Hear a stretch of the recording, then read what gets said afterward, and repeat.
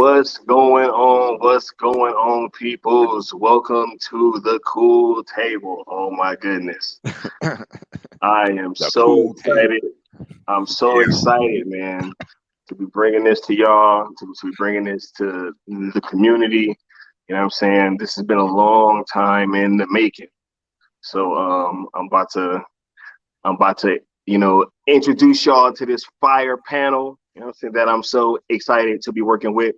We got the good Austin. What's going on, sir? Hello, hello. How we doing, everybody? I hope everyone's feeling good tonight. Little Sunday night chill session. Chill, emphasis on the chill. Absolutely, absolutely. We got my main man, Necron. What's going on with you, Necron? Oh man, fucking. Oh, I already dropping F bomb. Sorry. All No, I'm doing well, man. Just got our band practice. Ate some freaking Bush's chicken. I'm ready to roll, man. Let's do this. I feel that. I feel that. And last but certainly not least, we got my man Leon of the New Geeks. What's going on with you, sir? What's going on? what's going on? This is what's going on. The cool table. Let's get it popping. Oh man, this I am so excited to be bringing this to y'all, man. So excited, so excited. So, what I want to do first is, for you guys in the chat that may not know some of these fine gentlemen, right? I want to kind of go around the table and have you guys talk a little bit about, you know what I'm saying, what you do, and kind of just a quick little overview of your history with Restore the Snyderverse. Am I going first? Well, I'll go first. Yeah, Okay. bro. My history with Sword in the Snyderverse, it's for me. It started when it probably started for everyone else who walked out of the theater seeing Justice League, just thinking, "What the hell was that?" And then through fan accounts and through social media, you find out that there's an alternative cut then you see all the stories that came out and everything starts piecing together as to why we got such a crappy movie, and you're like, oh, well, what about this other cut? And then you find out there's hashtag movements for it, and that's when I got involved, and my Twitter account became solely for the Snyderverse, and a lot of people unfollowed me that I grew up with, but that's cool because I got more followers from Restore the Snyderverse. But I've been a fan ever since, and then got into the YouTube game recently, and that's it. Oh, and Yeah. Still Nation, that's what's up. Uh, Oh, shout Shout out out to to Seal Still Nation. Nation. Shout out to Seal Nation as well, man. That Seal Nation and the Mikey verse. Hell yeah. yeah. You know what Yeah, I'm saying? hmm The he got Mikey verse is growing stronger. It's growing stronger. You know what I'm saying? Now, next up, we got my boy L Necron. You know what I'm saying? Same question, right? Just quick introduction. You know what I'm saying? And your history with Restore the Snyderverse. Oh, Yeah. and the content that My channel stuff. do in your channel. Yeah. Absolutely. All right. Well, my name's Necron. My channel is mostly about things I dig, which is Snyderverse, metal, and freaking 80s movies with a lot of action and crazy stuff going on in them. So if you, that's the type of stuff I talk about on my channel, mostly metal though, because I'm fucking metalhead. What else am I gonna talk about? Hell yeah. And with Snyderverse stuff, yeah, I would have to go with Austin. I saw the movie. I lied to myself and said, man, it's pretty cool. It's pretty cool. But then you started reading things and started hearing about what went down, and then it started making sense to me too. Like, this is not a Zack Snyder movie, and then more and more started coming out as went by, and then I guess when COVID started, man, I started working from home, so I started YouTubing more because I was like, hell, man, I'm gonna watch YouTube, and I kept getting Sil Yep. recommended, and I was like, and Sil was like basically the one I really liked the most. He spoke from the heart mostly. I mean, I watched all them other ones, Ping Pong and Film Junkie and all them guys too, whatever. But Mhm. still, and then when Mikey and Still started doing them together, I was like, this is, awesome. These guys are speaking how I want to hear it, but they're not lying to us. And all these people who say they shill for Zack Snyder, they're wrong. You watch them old videos, they were giving those daily doses of bad news and bourbon all the time before the merger came. So yeah, that's how I think I got started more involved in the YouTube end of it. Probably Seal and Skywalker and you guys inspiring me to do things. Absolutely. That's super dope, super dope. Leon of the New Geeks, you know what I'm saying? Same thing. Yo. To you, right? You know, your history with Restore the Snyderverse, and you know, just what kind of content do you intend on doing? You know what I'm saying, and just all that good stuff. So how I got into the Snyderverse was it dates back kind of like when I got on Twitter. I was trying to get free BVS tickets because I won some fan event, and I reached out to Warner Brothers. I had just started a Twitter account just for that, to get my BVS re-upped. So once I did that, I was like, oh, that's what's up. Fast forward to around when Justice League came out. I got the gang together. We all went to see it. Some of them walked out like really into it, and I was just kind of like taken aback, like, yo, this is kind of corny and Marvel, like, you know what I'm saying? Like, I didn't completely super express my negativity towards it. You know what I'm saying? I just kind of was like, yeah, well, that's what's up, because everybody was vibing, and people were talking about their favorite moments. And I was just like, this shit feels weird. I swear to God, like, this shit feels mad weird. So I was like, whatever, man. Fast forward, I went and saw Upgrade, right? And I did like a quick little review of Upgrade on like my personal account. And the director had retweeted me or whatever. And then somebody from there, from the Snyder Cut community, saw that, and we just started going back and forth. And I was like, hold on. I said, there's a Snyder Cut of that crap we saw? Like, word? And so I was like, all right. So then I made my New Geeks account because I always wanted to do that. Me and my boy Virgil actually started talking about it, doing a New Geeks thing, right? And I was like, all right, cool. So I kind of manned it myself and started getting deeper and deeper into the Snyder Cut community. And I started learning the folklore of the Snyder Cut community from the outskirts, talking to the OGs, talking to the leeches that came on board here and there. But just always, you know, kind of staying to my own thing, because there was a lot of stuff going on that I wasn't privy to.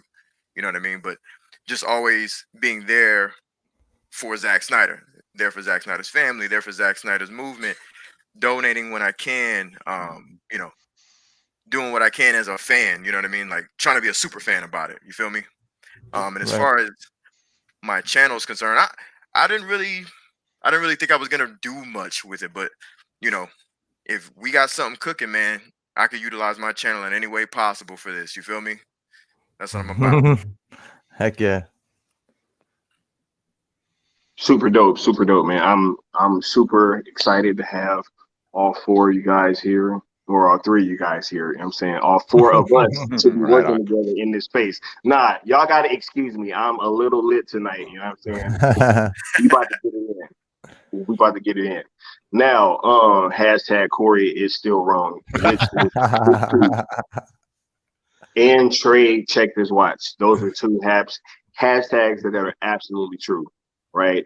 And shout out to the chat, man. I see all y'all, the Bat Channel, Chad Snyderverse, Super Bro Corey, Rhea, Socks, you know what I'm saying? Vinkata, Assassin, you know, I see all you guys, man. Mr. Wayne, much appreciated to have each and every one of y'all here rocking out with us. You know what I'm saying?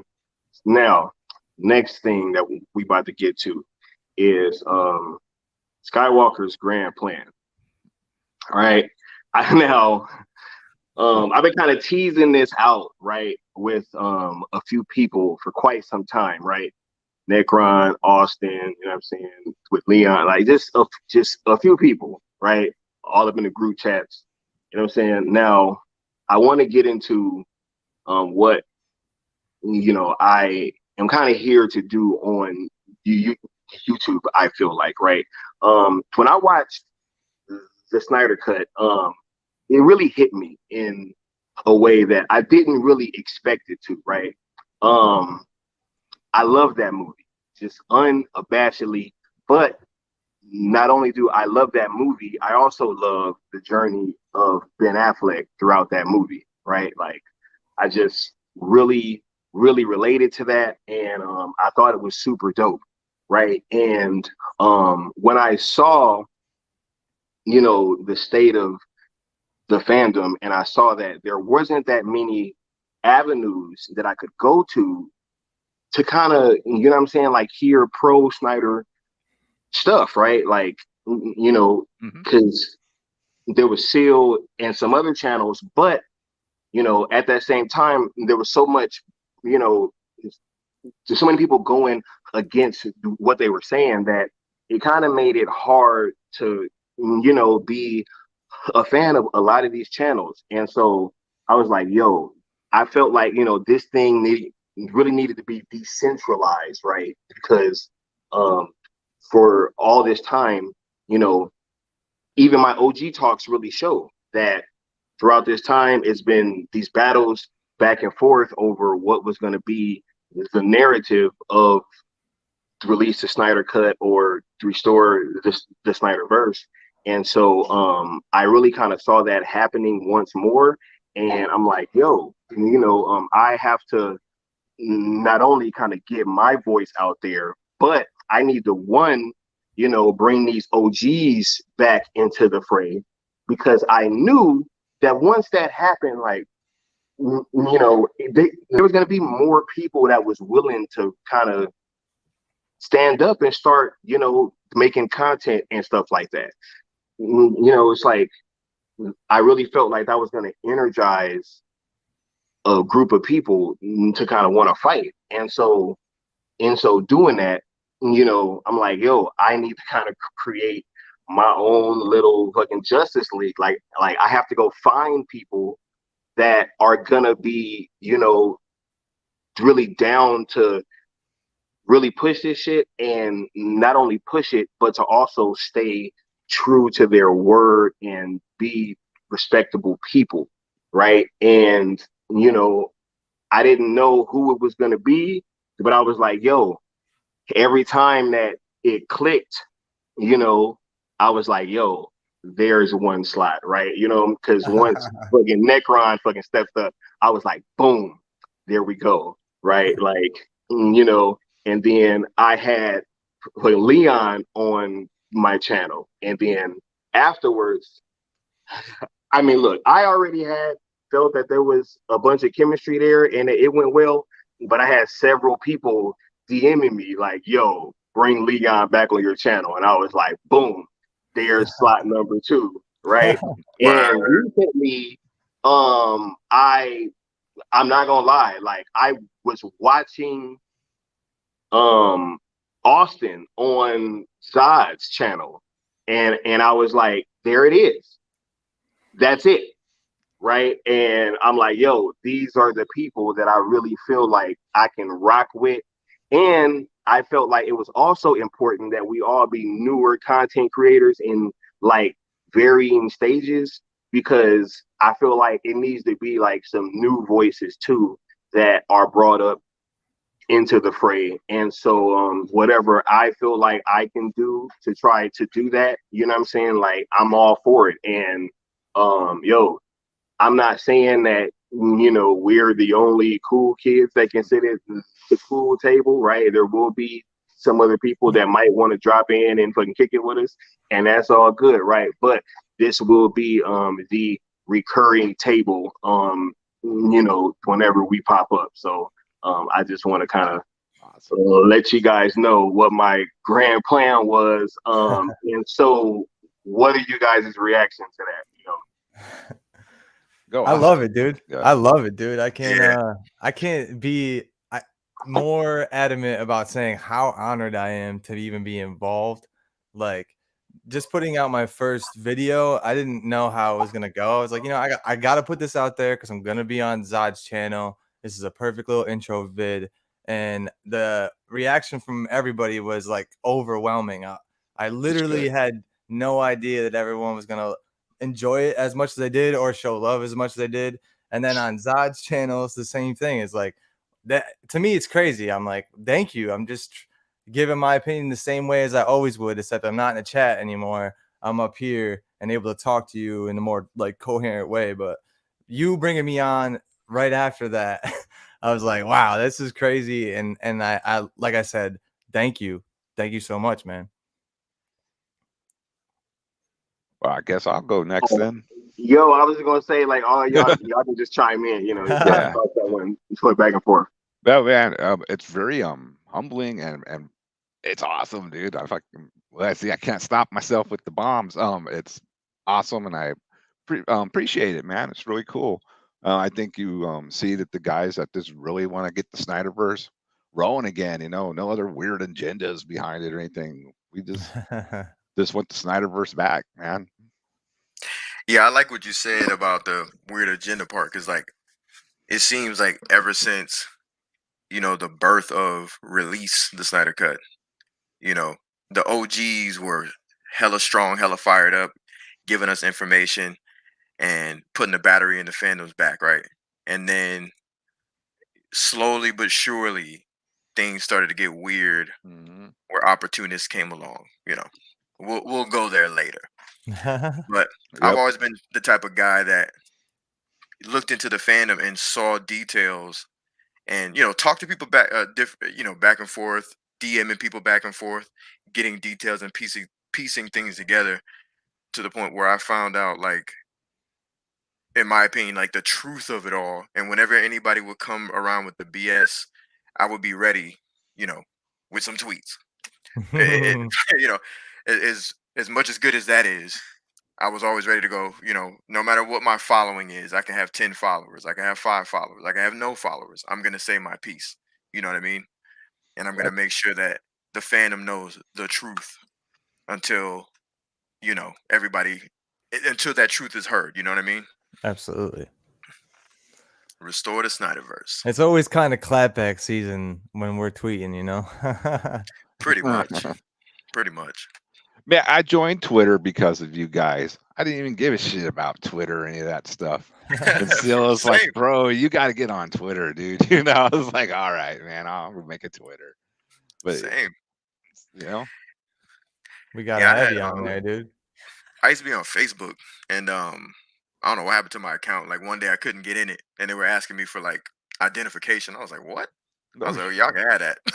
And then I had already had my personal Twitter because of BVS, and then somebody was like, "Man, you should have been on because you always got some slick shit to say in real life." Like I'm always coming up with some like fly ass slick shit, and they're like, "You'd be perfect for Twitter," and I'm like, I just don't vibe with social media like that. And then the Snyder Cut community, man, I was like, yo, this shit got a lot of purpose, a lot of fire. It's so grassroots. It's for the people, by the people. I love shit like that, man. Like that's my thing, man. For the people, by the people. You know, I just love that type of stuff. Yo, I'm super excited about all this, man. I really feel like, you know, watching you guys and just interacting with you throughout all this time, because it's been such a long time, if you really think about it, right? That we've been interacting in various forms, and we've been in the chat and all that kind of stuff, right? So, you know, it's just super dope, right? And, you know, look, as for growth and all that kind of stuff and all that stuff on YouTube, man, don't worry about nothing that them betas got to say. You know what I'm saying? Like, cause look, we really came from, you know, really just watching all this stuff to really rocking out now. Yeah. Right? You know, all of us. Hell yeah. Absolutely, definitely, man. I think he just froze on my end. Skywalker. And they like, huh? There he is. Okay, There you're back. you're back. We You're lost back. you for a sec. I have froze for like 2 seconds. See, I was getting ready to start talking my shit. I was like, fucking some of them, they watch that shit and they talk about Batman. You know what I'm saying? Fucking some of us become Batman and go put together all Justice League. You know what I'm saying? Yeah. That's the Straight up. Hell yeah, Straight up. dude. I feel that. I got all the DC heroes on my shirt right now, and just for this show, man. I had to break this one out of the closet. Don't wear it often because it's so delicate. But Yeah, I got to do that all same the one full too, stress like man. that. Yeah, I think we all got it. Off Hey, stress occasions. y'all see what I'm rocking. I Yes, came on here with a Yeah. slogan. You know what I'm yes, saying? sir. So Yeah. like, but look, now I want to move forward into the birth of the cool table. You know what I'm saying? Like, yo, now, what this is about is, I'm not trying to pull us together all the time, right? It's nothing like that. This is some, whenever it calls for it, this is, my group of like new voices that I feel like, we should be doing panels with and really fucking talking about certain topics. You know what I'm saying? So can each of you guys kind of touch on that and really talk about what your outlook is with this panel? I think this is one of the greatest, like, diverse panels you could have with 4 people. As far as a Justice League goes and setting that up, I mean, you nailed it on the head with that one. We got Lobo, we got Lobo over here, down here. We got the Question right here, and then we got I love it. Valzad over here. But yeah, dude, I can't say that like enough. There's too many of like the same voices out there, and even too many people who like sheep to each other in a way, and like they'll just yes man each other to death. I know that there's gonna be things that we'll disagree on, but we'll be able to just sit back and listen to whatever your point of view is and why you believe what you believe, and then be like, okay, cool. Like I see where you're coming from, but still I feel this way, and then just continue about our days and not hate each other because you have a differing opinion or anything like that. And if anyone is wondering, me and Leon are East Coast. Then we got Central Time with Necron, and then West Coast with Skywalker. So we literally cover the entire continental U.S. with We like cross the nation. across The the cool nation right table now. literally covers the entire country. You know what I'm saying? Hashtag we All the map. time zones. All time zones. We can drop in any situation at any time. Don't think it's Hell ever too yeah, early or dude. too late. I'm about to put that in the chat. Hashtag we the map.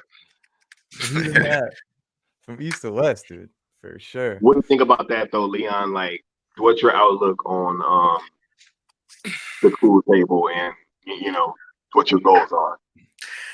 My outlook is super positive about it. I like that, we're 4 guys from, 4 different walks of life with a common goal. What's interesting about like if I must be frank about how men work, I'm from the military, so like I'm used to, and I know you are too. Sky, salute to you. You know what I'm saying? And salute to anybody else that's from the military, brothers and sisters in arms. So we're used to seeing different people from different walks of life come together like a Justice League. There you go. Yeah, yeah. Salute, salute. Come together like a Justice League with different cultures, different ways of speaking, thinking, acting, walking, and talking, and having a beer, saluting to each other. You know what I'm saying? Exchanging stories. I'm into all of that. One mission plan I would love to do, and you know, we can maybe do it on this channel. It's nothing real big, but it's important to me. I've always wanted to speak the truth about um, everything involving the beginnings of Zack Snyder's troubles with Warner Brothers and all of that. Because a lot of people think it begins at like BVS. It really starts before Man of Steel. I've always wanted to discuss all of that. I think that would be a dope thing to dive into. Like one day, dive into the timeline of like before Man of Steel on to like the present. I think that would be dope as hell. You know what I'm saying? But that's just one little thing that is always bubbling up in my mind. Yeah, that'd be cool to have like a straight through, maybe like episodic. We cover before Man of Steel, then BVS, and Justice Yeah. League, just so everyone really knows what actually happened.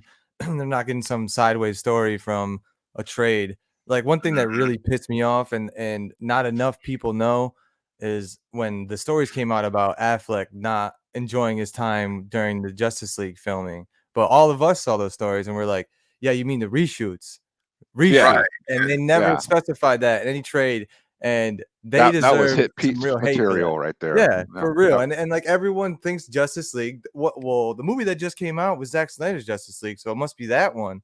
And then Batfleck must not want to work as Batfleck anymore with Zack Snyder. That really pissed me off. So yeah, I totally agree with Leon. It would be nice to have like actual factual truth that people can listen to and kind of keep along if they have no idea how we got here and why we're here. Because the seeds, you know, Right. just to give a hint, the seeds start at Jeff Johns, and he was there before Man of Steel. He's always been that little thorn in the foot of the lion. He's always been there. You know what I mean? Snake little in the grass. Little Man. creep, yeah, dude. Yeah. Freaking creep. But yeah, Definitely. definitely. Yo, Necron, I want to ask you like about just where are you at in terms of mentally with what your goals are and your outlook on what the cool table is going to be doing. Well, with my my channel, man, I'm just putting up stuff I enjoy. I mean, it's from the heart. If 10 people watch it, 100 people watch it, I don't care if 1,000 people. You know, it's just my channel, what I'm doing. So everything you see on there is stuff I'm going to enjoy. I'm not trying to become some big YouTuber making money off of it. It's the stuff I enjoy. And I just like talking with my friends on there. It's easy to hook up and just start talking with everybody. And the cool table, I think it is cool. And a lot of us get accused of being a echo chamber. And that's a bunch of bullshit. Because if you just heard what everybody said, we all come from different walks of life. But we have one goal in common, that's restore Snyderverse. But it is not an echo chamber because I see a lot of these other channels and all them guys, they do sound like they're the same.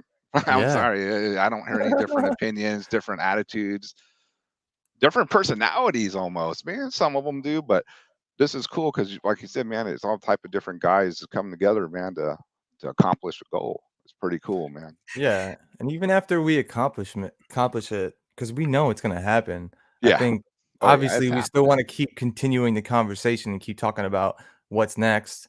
And even if we want to go back and rewatch the old movies together and just have a commentary with ourselves, I'm down with that too.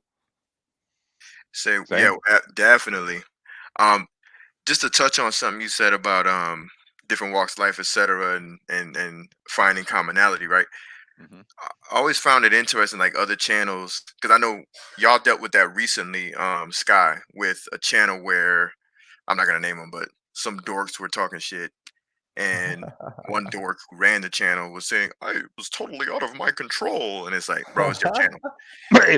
On this channel, I'm pretty sure the homies would agree. If any of us are dogging someone out, or we're gonna pull each other to the side and say, hey, you know, let's not rock like that. You know what I'm saying? Like, let's not hate on those who are dope. You feel me? Right. Because like using that channel that will not be named as an example, I find it bitch made, if I will, that someone who, if you run your channel, like Sky's not gonna let nobody. This is Sky's channel. Sky's not gonna let us just run through his channel. You feel me? Like Sky's a man. He's a man's man. We're not gonna start talking shit about Syl. Not that we would anyway, but we're not gonna start talking shit about Syl, and Sky's gonna be like, I don't know what to do. Well, it's out of my hands. Like, yo, there is no way, bro. There's no way I'm about to have anybody on my platform. Like, yo, if you want to have a disagreement and you keeping it civil or whatever, right? That's one thing. But if you about to come on my channel just trying to dog the homie, no, like I'm gonna check you and you're gonna stop it, or you getting bounced. Facts, like it's just, it ain't no ifs, ands, or buts about that. So I totally agree with you, Leon. And that'll show you that we're not an echo chamber, right there. Yeah, for sure. I don't think, honestly though, that's like a grand extreme. That'll never happen. Like he just said, not with this crew. No. Yeah, no way. And even with other people that we bring on, because we respect them, they respect us. We know the deal. You already know. Like, you don't have to. That is an extreme, but if it did get to that point and someone got off their rocker and was feeling themselves way too much, then it would happen. We would all check each other because we respect each other. We don't want to see someone acting a fool and being dumb, and then like, what? I'm just not going to take responsibility for myself. And if I'm on his channel, he's not going to take responsibility for me. No, that'll never happen. It's like, say at work, you got a department to run, you're the manager, and someone acts up in there, and everybody at the station hears about it. Then the big boss goes, "Hey, what happened?" You're gonna sit there and tell the fucking big boss, "Well, it was that person. I couldn't do nothing about it. I have no control." It's your department. That's why you get paid to run it. The squash stuff like that. So that's your channel. You handle it. You can't just say, "Well, they said it, not me, so I'm off the hook." No, you're not. You're on the hook. Yeah. Yep. Well, it's almost like those people have never been in those positions. They don't have the experience. Yeah, that's probably right. Right. You nailed it, man. You nailed One of it. those relinquish your responsibilities, relinquish your title, step down. We'll get somebody else who can handle it. I guess that, but when I guess they haven't touched grass. How the real world works, it's just you don't. Oh, dude. Yeah, so right though. Oh, go ahead. No, I was just gonna say, totally agree with that, man. Like, you got to take responsibility, and no one's gonna get that way because this is the cool table. We're cool heads. We're chill. We're gonna have a chill time. It might get a little fiery every once in a while, but still ice cold all day. What's cooler than being cool, huh? Oh, I was just about to say that. We already on the same page already. Look, but look, I want to get into this topic a little bit because I want to talk about the cool table and the birth of it, right? Some of y'all might be like, well, hey, who said that you guys are cool? Right? Like, where'd this come from? Right? Like, you guys aren't cool, right? I don't think you're cool. You shouldn't think that you're cool, right? You know what I'm saying? But hey, look, this was not something that I came up with, right? Because throughout this whole time, I was kind of going back and forth, like, yo, what am I going to name this group, right? You know what I'm saying? And then it just hit me one day when somebody hopped in my comment section. It was like, yo, who said you guys are cool? And right? And I was like, yo, I think not. Like, we're the cool kids. And where do the cool kids sit? At the cool table. You know what I'm saying? I was like, that is it. So that is where the birth of the cool table came from, right? You know what I'm saying? And since this is a panel where, I feel like I could really kind of let loose, right? I'm feeling a little saucy tonight, right? I'm about to talk my shit. You know what I'm saying? Ever since I started doing these OG talks, right? I have been seeing that there's been a certain kind of response to my content in this like fandom or whatever, right? It's been people teaming up now. They doing these weird little super chats. You know what I'm saying? Like, it's been all kind of funny little movement going on. And if you guys remember, I warned y'all and said that it was gonna get funny during one of them streams or something. I don't know. Check the receipts. But that must have been with West Ashley, dude. That must have been Billy. Yeah, I was like, yo, shit's gonna get weird. You know what I'm saying? Like, around this time. And as you look and see, shit has started getting weird, right?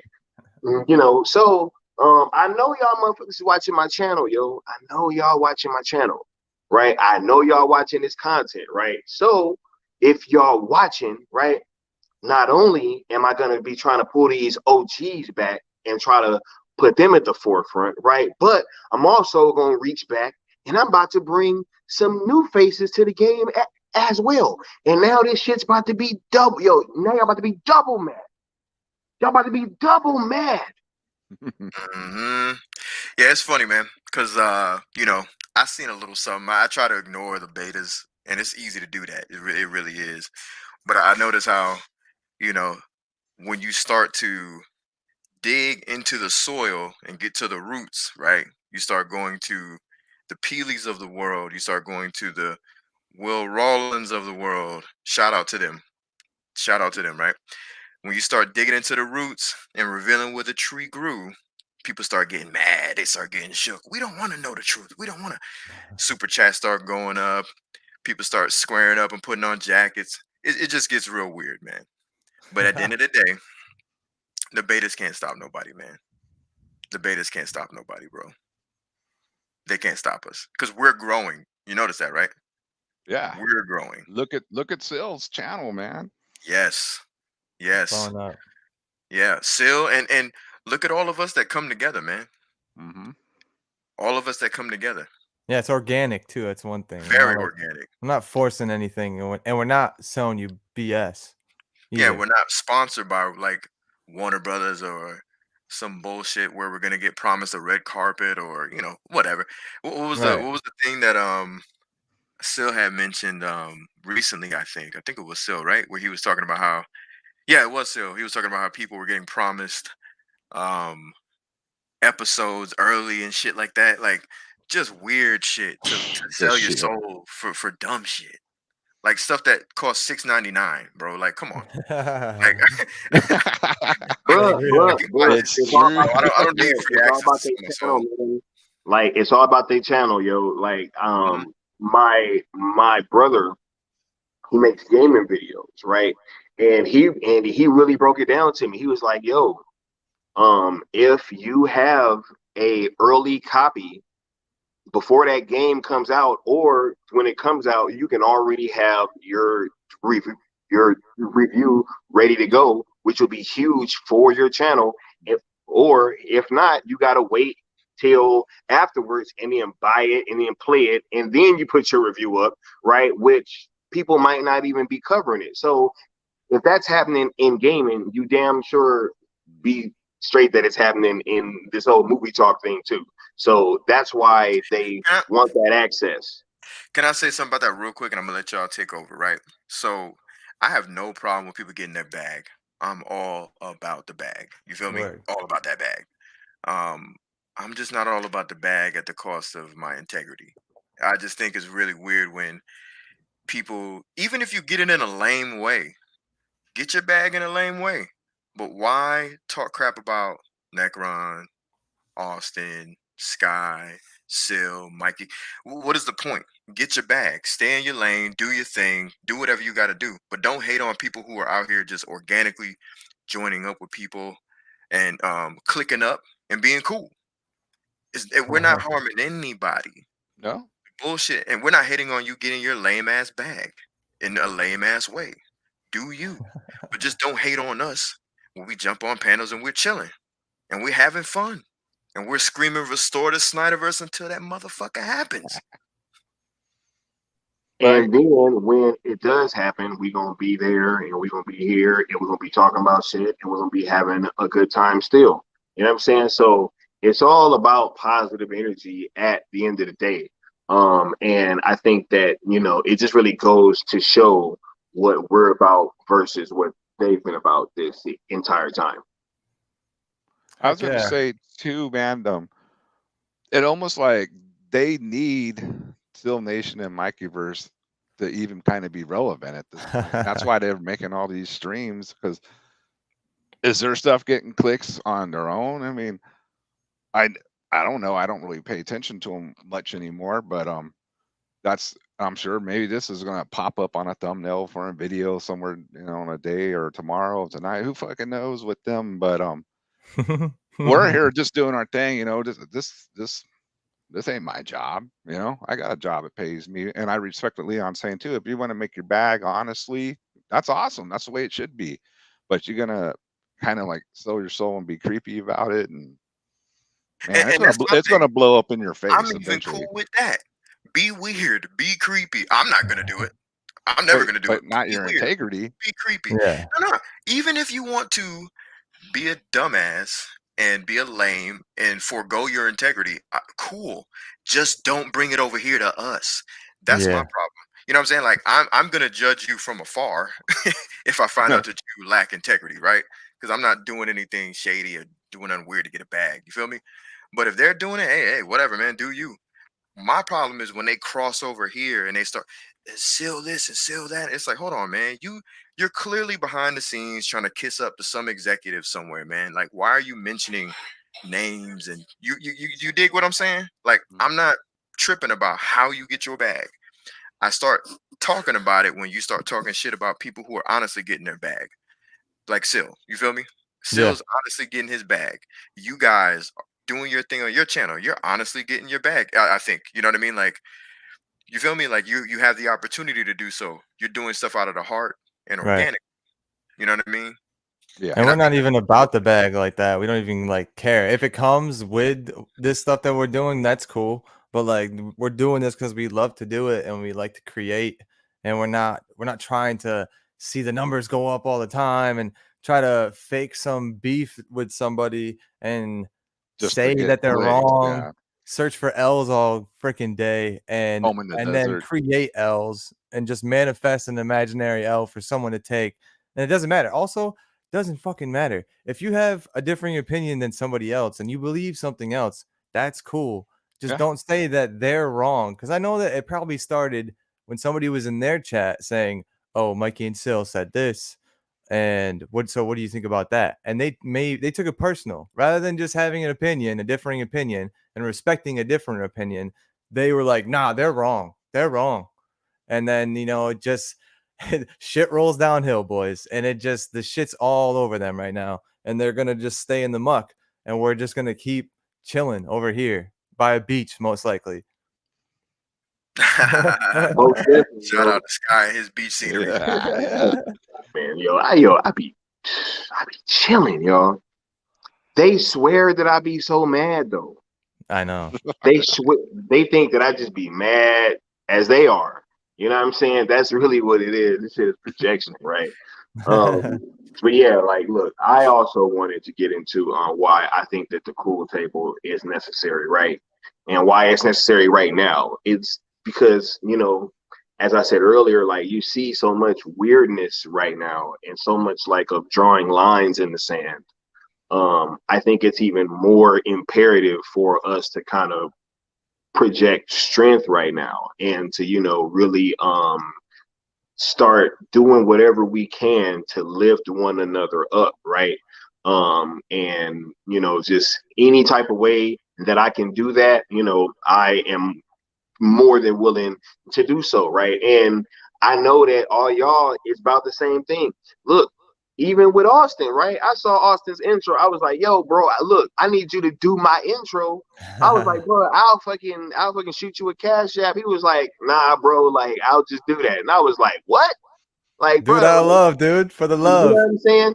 Then he hooked up this fire intro for our show today. You know what I'm saying? Ain't nobody asking for that. He hooked up his logo. Ain't nobody asking for that. You know what I'm saying? So it's like, I love working with people where I can see that it's just really about pushing that message forward, and I'm the same way. Like, I'm not like, look, if I make money off of YouTube, you know what I'm saying? Great, cool, right? That's straight. But what I am not going to do is I'm not going to, turn myself down at all to kind of sacrifice a relationship for me being able to gain access or, try to make any money. And I know that you three gentlemen are about that same thing.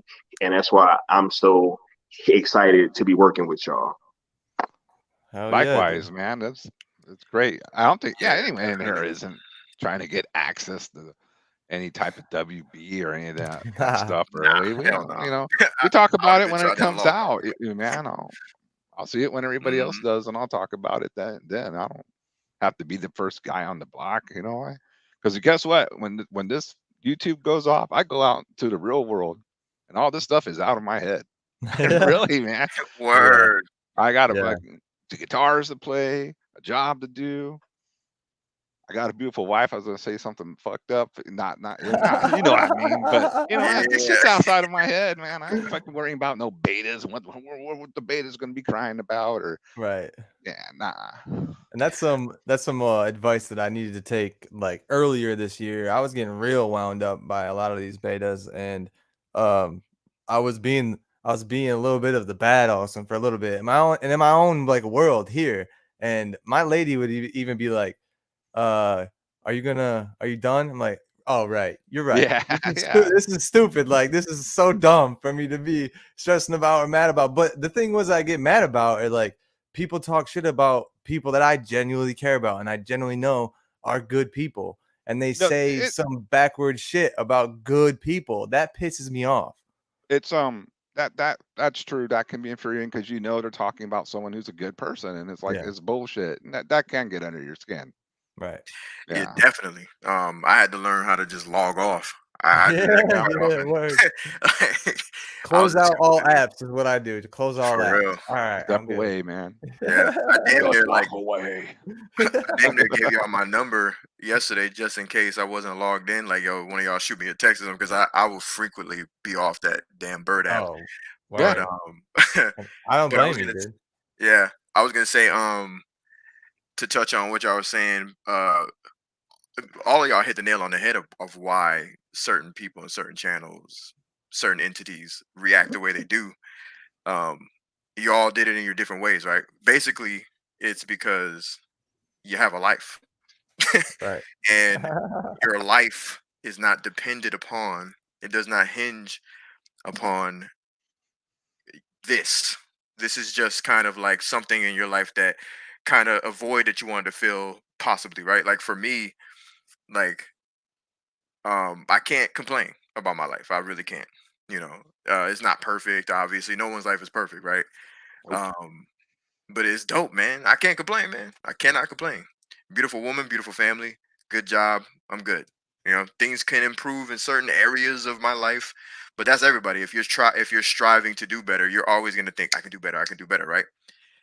The Yep. problem for them is they've hinged their whole narrative on this YouTube shit, this social media shit. So now they've hooked themselves. They're the fish and they're the fucking fishermen.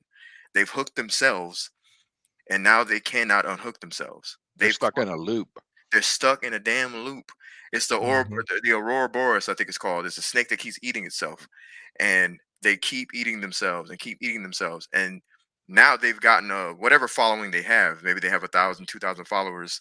You know, whatever the case may be, and they're constantly feeding that following instead of doing something like Sky does, which is organic, or what Austin does, which is organic, or what Necron does, which is organic, or what I do. Like I have a really I don't give a shit attitude about all of this social media stuff. All of it. I just kind of get on, say what I say, and I try to like I do this thing where I try to protect the homies kind of thing, you know, every once in a blue moon. Yeah. When Yeah. necessary. And like Necron was saying, then I clock out this social media shit and I go get my lady and I go get my paper and I protect my family. And you know, but it seems like whatever's going on in these people's personal life is not really fulfilling to the point that they can, you know, kind of see themselves and go, why am I doing this? This is really ridiculous. Or it could be worse. Maybe their life is the shit and for some reason they're still assholes. That would be even Ooh, weirder to me. That's possible. You know what I mean? That's totally That's possible. to me, that doesn't seem likely because we It know the doesn't. Yeah, occupation of you're one. right. You're right. We know the occupation of one, bro. But everybody else, like it doesn't matter what you do outside of this YouTube shit. You just got to know that this YouTube shit is YouTube shit. Internet stuff is internet stuff. Like I go to work every day. Nobody there at any of the places that I have to go to each day knows that I'm on YouTube. They have no effing clue. They know me for where I work at, and they don't know anything that I say on Twitter. They have no idea. They're probably not on Twitter anyways, but they don't. It doesn't matter. The world still goes round every single day, and also I will say to that the people who are negative and have crappy outlooks on life, don't feel like you're alone. Like you can get out of whatever rut you're in. And I just want you to know, like, the cool table will always be here. If you do need to hop in my DMs for sure, do it. Like, this is all about what the fandom is. You're not alone. You don't have to feel like you're Robert Pattinson's Batman in his Batcave yelling up at Apple. You don't have to feel like that. All right. I'm just telling you, we got the Skywalker right here, so we could all bask in the sun. All right, and don't feel like it's cool if the YouTubers want to do that we're all talking about. That's cool. Stay in your lane though. Just don't come over here and start talking some mess in the chat. Don't come in our mentions and start talking mess.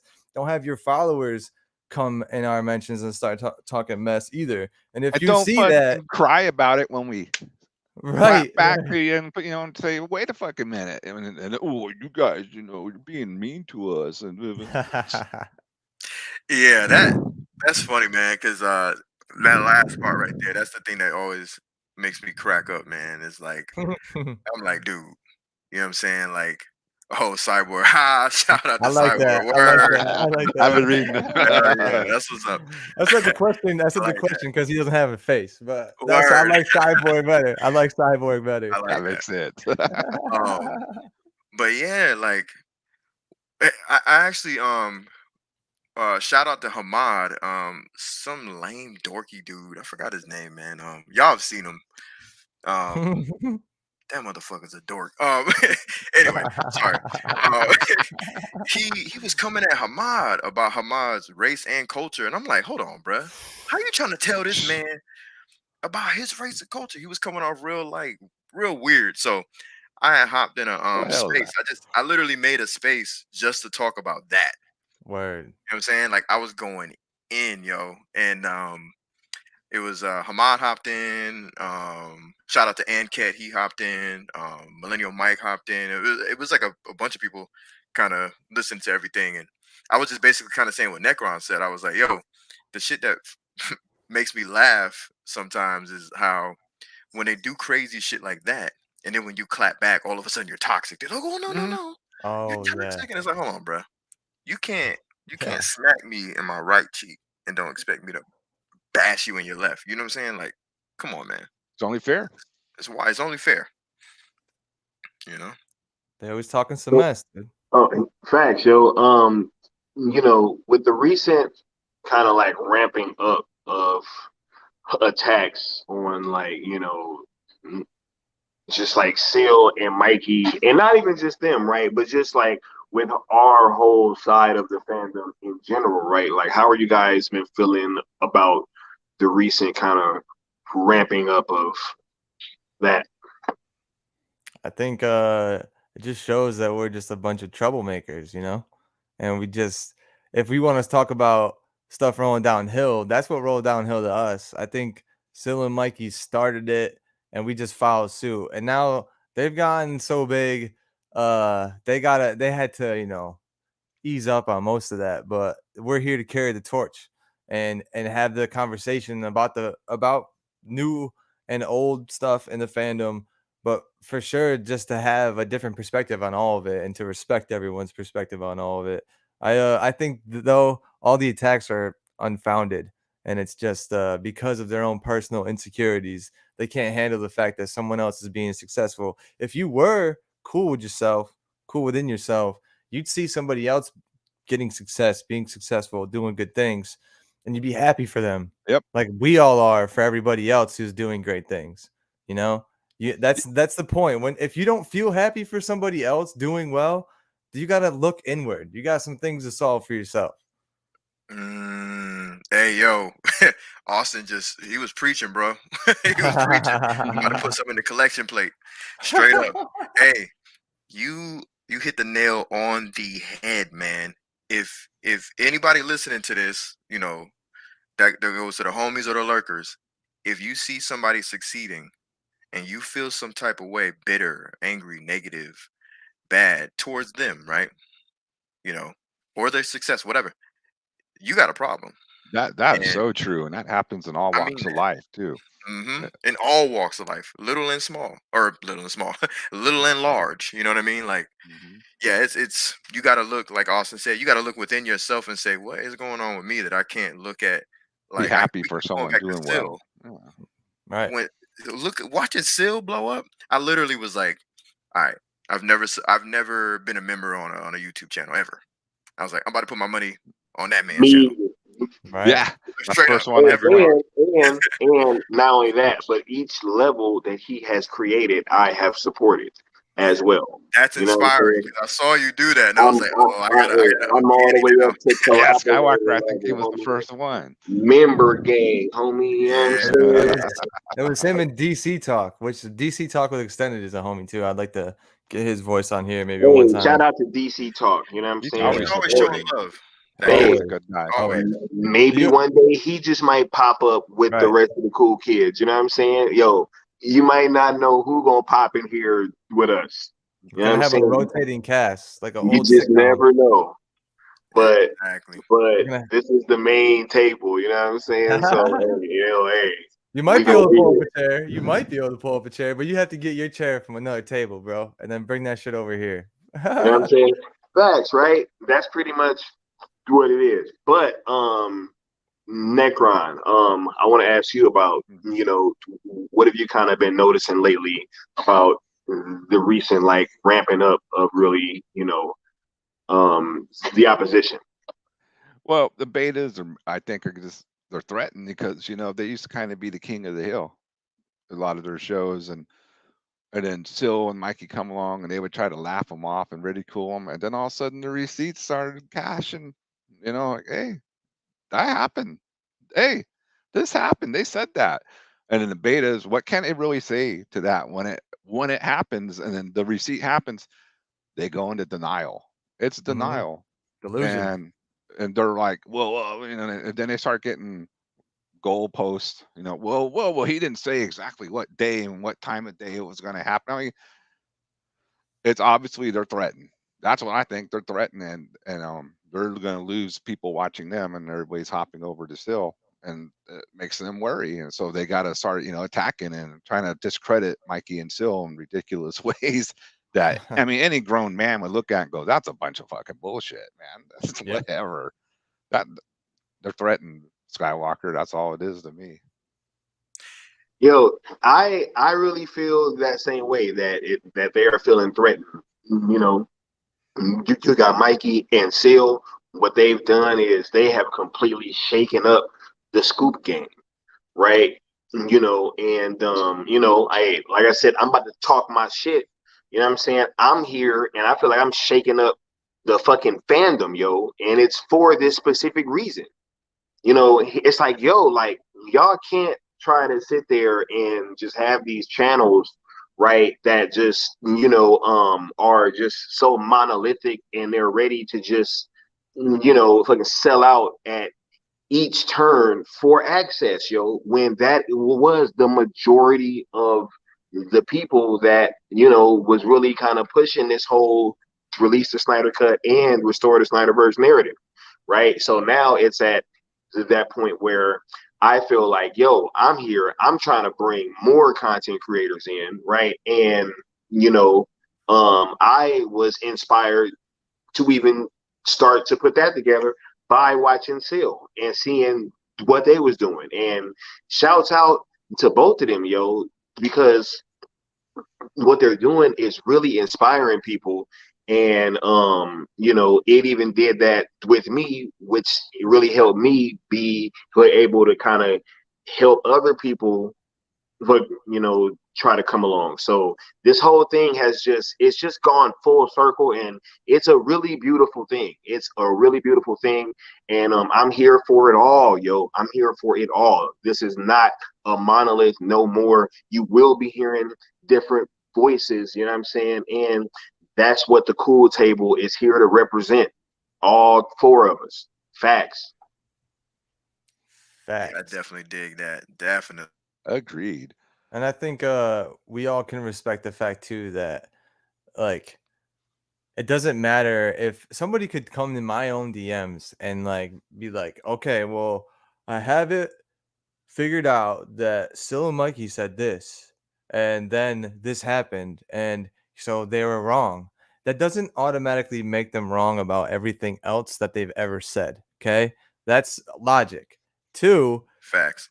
I could give a crap less if they are wrong. They would genuinely come out and say, "Ah, crap, we messed that one up." Like we all remember Mephisto, right? Like Mikey's still self-deprecating with that, which is the sign of a real man. You could be like, "Okay, I messed up that one, and I'm gonna take that L, and I'm gonna but use everybody, it. but that's even funny because everybody was saying Mephisto. That's Right. what they don't say. Like Saw they that act like it picture. was just Mikey. It was new rock stars. It was everybody. Yeah, that's true. Everybody was saying that fucking Mephisto was gonna be in that show. So if you're gonna keep it a buck with everybody and not just Right. one person. Right. Like, you know what I'm saying? But that's how you know it's disingenuous, yo.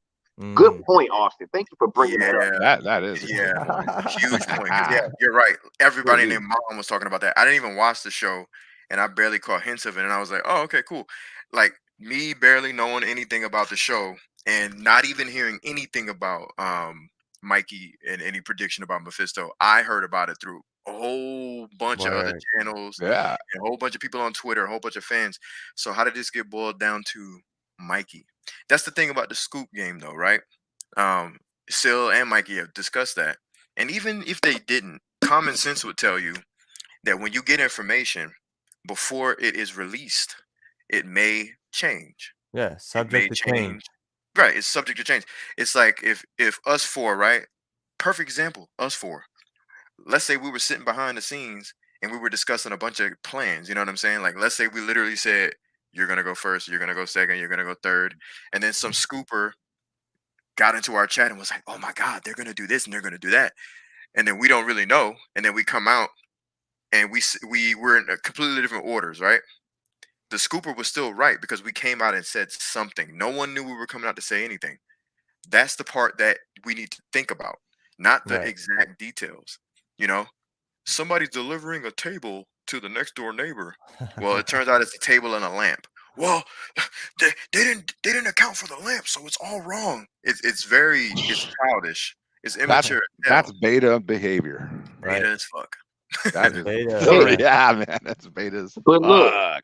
look, not only that, right? But at the same time, you have them actively not speaking about all the things that they get correct, right? So it's like, okay, Well, that's swept under the rug on those right? Type of channels. That's what's so wild, right? And so, I just really feel like all of these things that have been happening recently, have just been a culmination of, to something that I think people may not be paying attention to, and we're gonna get into that next, right? This is the meaty part of the conversation that I want us to really chew on, all right? And that is, how deep is the division? Ooh. All right. Because I need to know how deep the division really is in the restorative Snyderverse community, right? Because I think that one thing that we haven't been looking at is, because of course we have the scoop wars going on, right? But and it's funny because I don't want to have like mandatory viewing, but I almost want to make this a requirement that this whole panel has to watch all of the OG talks. Yeah, you know what I'm saying? Yeah, I'm already watching them, so I don't. Yeah, I'm already for real. No, catch up. Because it's like, yo, honestly, each and every one, even though a lot of the stories are similar, right?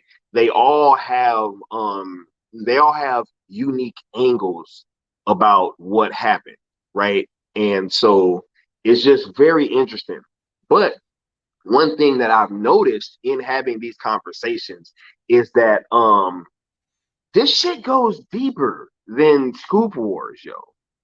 You know what I'm saying? This has been going on for quite some time, right? And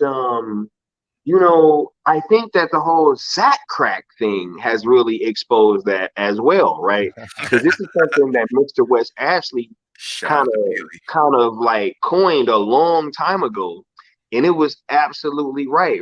But that was in some way kind of based on access, right? And just trying to get these little W's in their playbooks, right?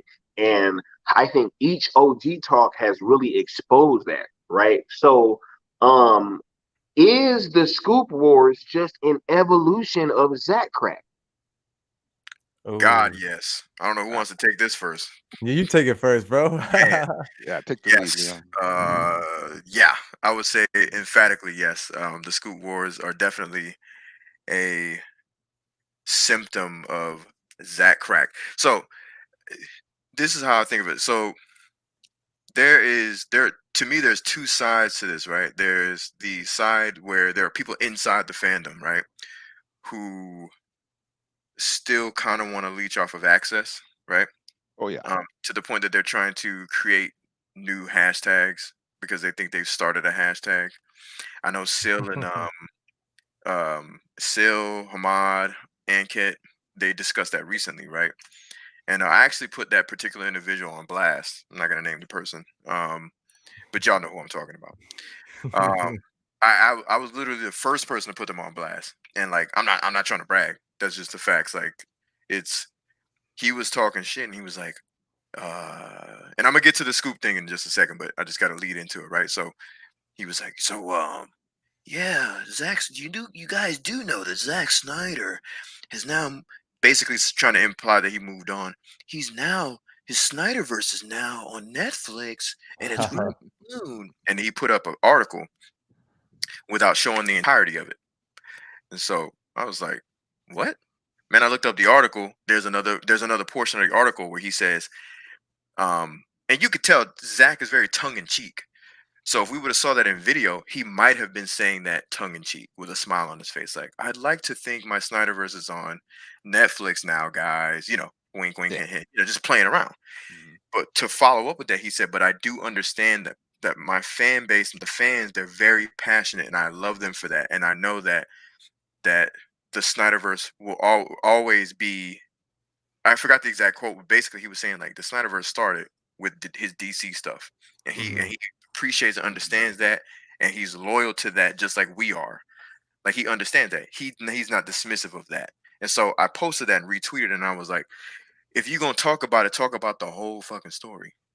Why are we trying to diminish a certain portion of Zack Snyder's entire fandom in order to boost a brand that you are trying to create, essentially, right? So there's that, where there's the I want to do something new in the fandom and manipulate the fandom, maybe with a hashtag, so that I can gain access, right? Because Netflix is very giving of access, if y'all didn't know. That's one thing. And then there goes to the Scoop side of it all, right? Where kind of the same individual that I'm referring to, more or less, is kind of not necessarily on the Scoop game, but he's doing the access game that can sometimes go to the Scoop game. So now you have these scoopers that are like, all right, I've lost access with my Zach Crack. It's already released. Now the fandom has seen that I am a shill and I'm a fraud. And the fandom has pretty much put me on blast. Now we go to guys that I'm not gonna name their channel, but they're worth about $3. Anyway, um, guys like that who Clever pun, sir. right. I tip my hat to you. Yes, sir. Yes, sir. You know, who's got $3 to throw at a stripper? Like, whatever. Who cares? This is whatever. Hey, honestly, I was at the strip club like a week and a half, 2 weeks ago. It went up. Just so you know, I do a lot more than $3. Hey, Just to Cali, let y'all know, that is that, right hand on the Bible. I do a lot more than $3. that's a whole other video. That's the the dance on the table video. But Hashtag I tip well. Sorry. did well, straight up. So that goes to them, right? They've lost access and they're still trying to hold on to a sliver of access. So they've turned their entire channel into the anti-Snyder channel, anti-Snyder fans, and it's all based on toxicity. So basically, the long story short, the whole Zach Crack epidemic of the 80s pretty much it kind of splintered off into two sections, in my opinion. The inner workings of real true fans, because I still think that these people, they thought of themselves as true fans, right? At one point, yeah. Hashtag guy and the $3 guy, right? they splintered off into I want access still, and the other one is I'm losing access, so now I'm just going to make it seem like the Snyder Cut community is all toxic and I hate them all. I think it's kind of splintered off into those two lanes, in my opinion. Nah, for sure. For sure. It's I can say from my side, I have cultivated and curated my own algorithm so I don't see any betas. And I do that so I don't get triggered myself. And secondly, because I want YouTube to know that somebody is out here saying, don't recommend this shit to me. Don't want to see this. Like this isn't good. And then oh, the algorithm notices that I'm actually supporting and being active on all these other channels that are actually good. So then if someone has a similar algorithm, they get recommended the same channels and not these betas with a completely different ass backwards narrative. And you can tell the divide is there because they'll say shit like that. Oh, I want the Snyderverse to restore, but I'm not really like, I don't like the Snyderverse fans because they're toxic or whatever you want to say. Call us a cultist, call us whatever you want to do. In reality, we're just an army. And when something goes down, we need support, we need to hashtag whatever, the real people are going to be there. And if you're not actually there doing it in a positive way, I got a reality check for you. You're not a real DC fan. All right. Straight up. Straight up. Well, What about you, speaking, Necron? Oh yeah. yeah, man. Speaking of algorithms, I like to fuck with it.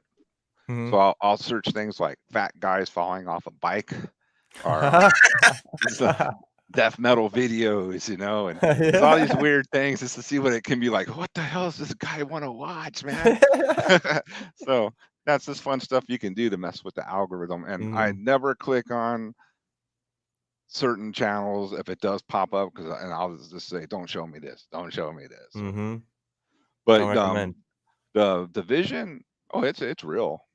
It's real now. There's the real Snyderverse fan base, the shill, kind of, well, we want it back, but we want everybody to be angels and have a very nice time, restoring the Snyderverse. Even though, guess what, bro? This is a war. Yeah. And wars, there's blood and guts, man. So some films are going to have to get hurt to restore the Snyderverse. And I mean, if it takes hurting some villains, I don't care. I'm going to admit it. I'm selfish. I want it back. So if you have a problem with really wanting it back, your feelings are going to get hurt. And I don't know. I might just kind of rambled that, but it's kind of true.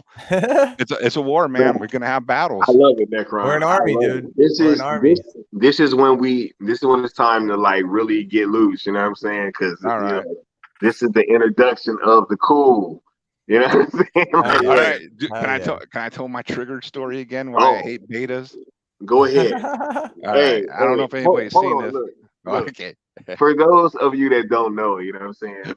Necron has this legendary story that just cracks me up about him working in his comic book shop and just wanting to put these betas heads through a table, yo, and it's just like I think it's hilarious. But go ahead, Necron.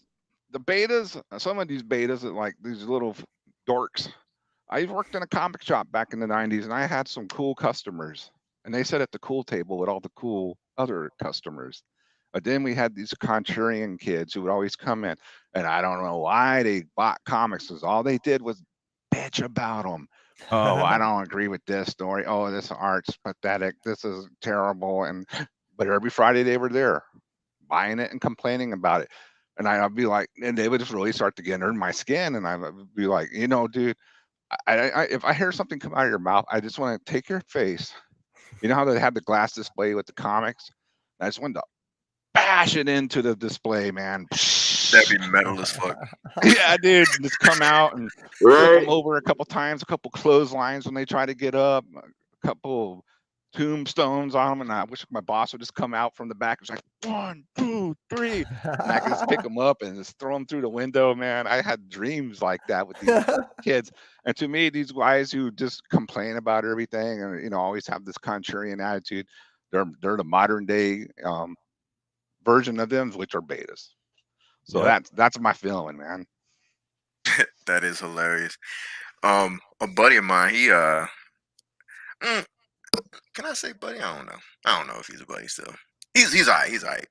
He's he's buddies with Jeff Johns. I don't know if he still is, but I know he was. This was like pre Man of Steel. And they like had their each other's phone numbers and stuff, to the point that like we used to get exclusives to the comic shop over where he's at. It's actually called A Comic Shop. I don't know, you might be familiar with it, Austin, because I know me and you are from the same neck of the woods to put our little info there. I think I've heard of it before.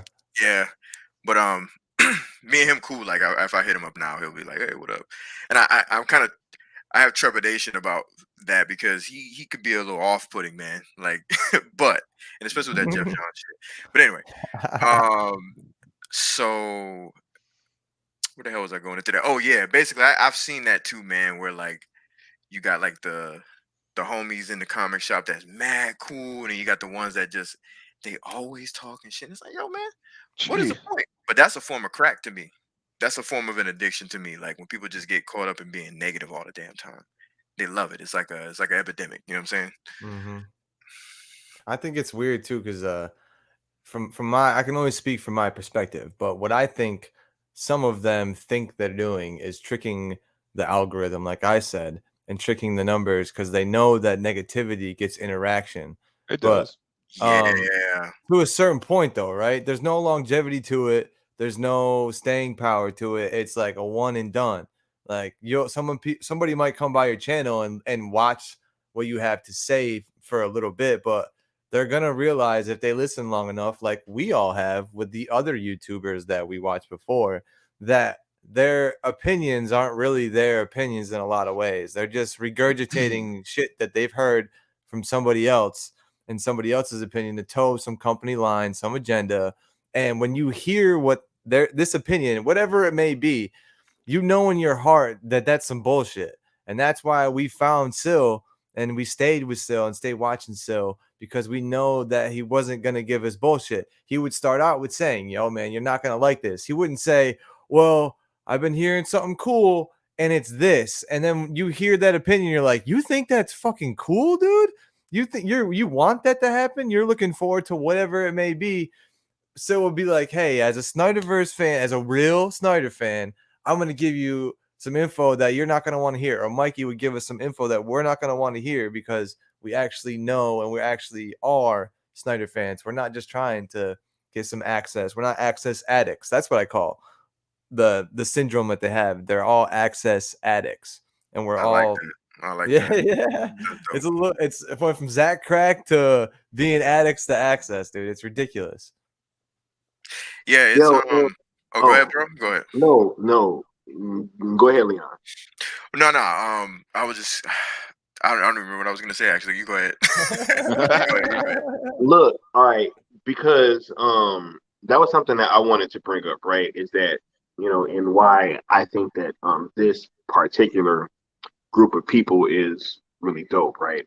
Is because, you know, we were all on the outside looking in, right? And so we really watched this thing play out. We weren't making content, right? We weren't, you know what I'm saying, in a whole bunch of these group chats behind the scenes, right? And so we really watched everything happen organically, and we all kind of came to the same conclusion, right? And so just how has it been for you guys personally, just, you know, watching some of these channels that, you know, at a certain time when it was cool to be, you know, really on Zach's side and pumping that content, they were doing it, but, you know, they seem to have over time kind of shied away from some of those things that they were pushing before. Like, how did you guys kind of feel going through that process? Okay, so I remember what I was gonna say, and it's actually touching on what you were saying. Nice. I was gonna say it's titled Peep. I was gonna say Peep Game, right? So Peep Game. I was talking about, in my opinion, is splintered, you know, left and right. Let's say like left and right. You got those that are trying to create a new sort of movement, piggybacking off of like Rebel Moon, right? And then you got those that are trying to create um a sort of a movement of their own of anti Zack Snyder fans, or people who are pretending they were Zack Snyder fans. You know, one's worth $3 and the other one is claims to have started the hashtag first. We get it, right? As examples. There's a I think couple of there's one drunkies more. too on YouTube who claim that they were Snyder fans as well. Yeah. Then we got in my opinion, a through line that's kind of what you touched on, the shying away part, right? It's almost like they're sitting on the fence. They don't hashtag restore the Snyderverse, but they're not anti-Zack either. It's almost like they don't want to lose the potential for access. They want to toe the line to where they're like, I don't want to piss off a certain section of fandom because I have a large following, and I don't want to make it seem like I'm too close to this side. And they're kind of playing the fence. They're riding the fence, and for me, It's called fence jumpers. Yeah, exactly. Them flip floppers is flopping. Yeah. Yes. They're jumping on each side of the fence, playing it safe. Right. Organically, I used to kind of be like that, not on purpose, because I used to be like, well, I'm just my own thing. I'm the new geeks, you know what I'm saying? I just whatever. And then I started to see like where the truth lies in, right? Where the truth is shining, right? And where I would see like where dumb shit and drama happens. And I did my due diligence, even though I didn't have to. I told you this before, Sky. Like I would be in people's DM, just asking information, asking certain things. Some people would say stuff, some people wouldn't. All good, right? And I would just kind of figure out, like, okay, so this is where the truth lies. This is where people have heart for this. This is where people are actually genuinely, passionately behind, Zack Snyder, the movies and the art of it all, right? And then there's these people that kind of have a hollow rendition of that because it's fake. And I feel like some of those people sit firmly on the fence, and they might rock with us sometimes. They might be like, yo, what up, Sky? Blah, blah, blah. And try to jump in interviews and stuff like that. And some people we've even shouted out and said we're cool with, not super cool with. Those that we're super cool with, that we know, the Sil and Mikey's of the world, they ain't no fence riders. But there are some that we've been like, oh yeah, they're cool. Yeah, they're cool. Because they ride the fence.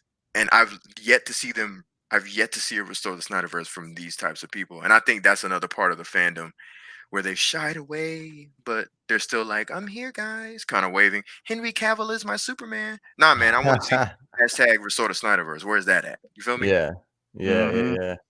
I think a lot of that is like remnants of whatever access and their opinion they may have had from the old regime. If we're being like, what I think actually happened when it started was leading up to the Snyderverse, or I'm sorry, the Snyder Cut. That's when everyone was dick riding, right? Everyone was on Snyder. Everyone was okay. And a new trailer got released. A new whatever teaser got released on Twitter, and it was all day. It was Batman Day, right? Bruce Wayne Day. Then we had Diana Prince and Wonder Woman. Then we had Barry Allen. It was like 7 different days. Everybody had the chance to put out a new video that day. Everyone had mad content to do during the pandemic, and it was the only thing going that was dope and had a real hype machine behind it. So everyone was dick riding. Everyone was on that train, and we saw it. And what I thought was like, oh shit, everyone's realizing what I realized. Like, and everyone knows, like, this should have never been stopped. This should have never been tampered with. He should have been able to release his full vision in theaters. And now the fact that we're gonna get it, everyone's seeing it in the trailers. And I'm like, when this is released, everyone's gonna see it. Then we all remember March 18th. It's released. I remember taking a day off of work. I worked at night. I took the day off of work the next day because I was going to be staying up all night when I got home from work watching that shit. I definitely took that next day off. Right. And like I worked that day that it came out, and then I actually took a half day, came back, got everything ready, had a big watch party, you know what I'm saying? Had everybody over, did the whole thing, had that next day off. And people literally was like, yo, what are you taking this day off for? And I was honest. I was like, I'm taking this day off to watch the Snyder Cut. And they all laughed at me, but I didn't care. You know what I'm saying? I did the same thing. Me either. I didn't care either. I said the was same like, thing. I'm taking the day off. I'm watching this. Hell yeah, dude. Nothing's gonna stop me from watching this, and I don't want to get it ruined by anybody else because I know that had the tendency to happen. But people posting too many spoilers or whatever, what have you. But let me say this: we had 3 good fucking days where the entire world agreed that Snyder got fucked and they should have never done what they did until Ann Snarnoff put out Sarnoff, whatever Snarkoff. I don't care how you say her name. You know who she is. She put out that hit piece, and then that's when the crack was put in the iceberg and it just split. You had people who were like, okay, well, I enjoyed that, but I also want to be a part of whatever WB is going to do now. And then it was the rest of us who were like, fuck you, Ann. We're going to get this back no matter what you have to say because we already got it released no matter what you had to say. And we were all pissed that she would say something in an interview, and we knew that it was intentional when she put it out. And we only got 3 good days. I'm still mad. You can see I'm still mad. We only got 3 good days because Ann Sarnoff had something to say sideways about a movement that was so good. Everyone's like, oh wow, they raised this much of money to get this out. They did all this. Oh, I hope you enjoyed it because it's a cul-de-sac and that's all you're gonna get. Fuck you. Yeah, Fuck you. That's what I think. That's when it splintered because people were like, okay, well, if that's the case, then I'm gonna be good with WB. And it was the rest of us were like, yo, that's some bullshit. Yo, dude, I'm so glad we got this fucking panel, bro. That is so real. I forgot, man. Like that detail is important, bro. That splinter shit, that cul-de-sac, I should say, that's really like the Black Zero event of that, if you will, right? The ground zero of that. You're right, man. Like you're blowing me away with that because I distinctly remember it's like the memories are flooding in because I remember that's what the panel's for Leon facts. Yeah, that's why I called it Black Zero. We're going deep tonight. Straight up. So like I put out a tweet after that article, man.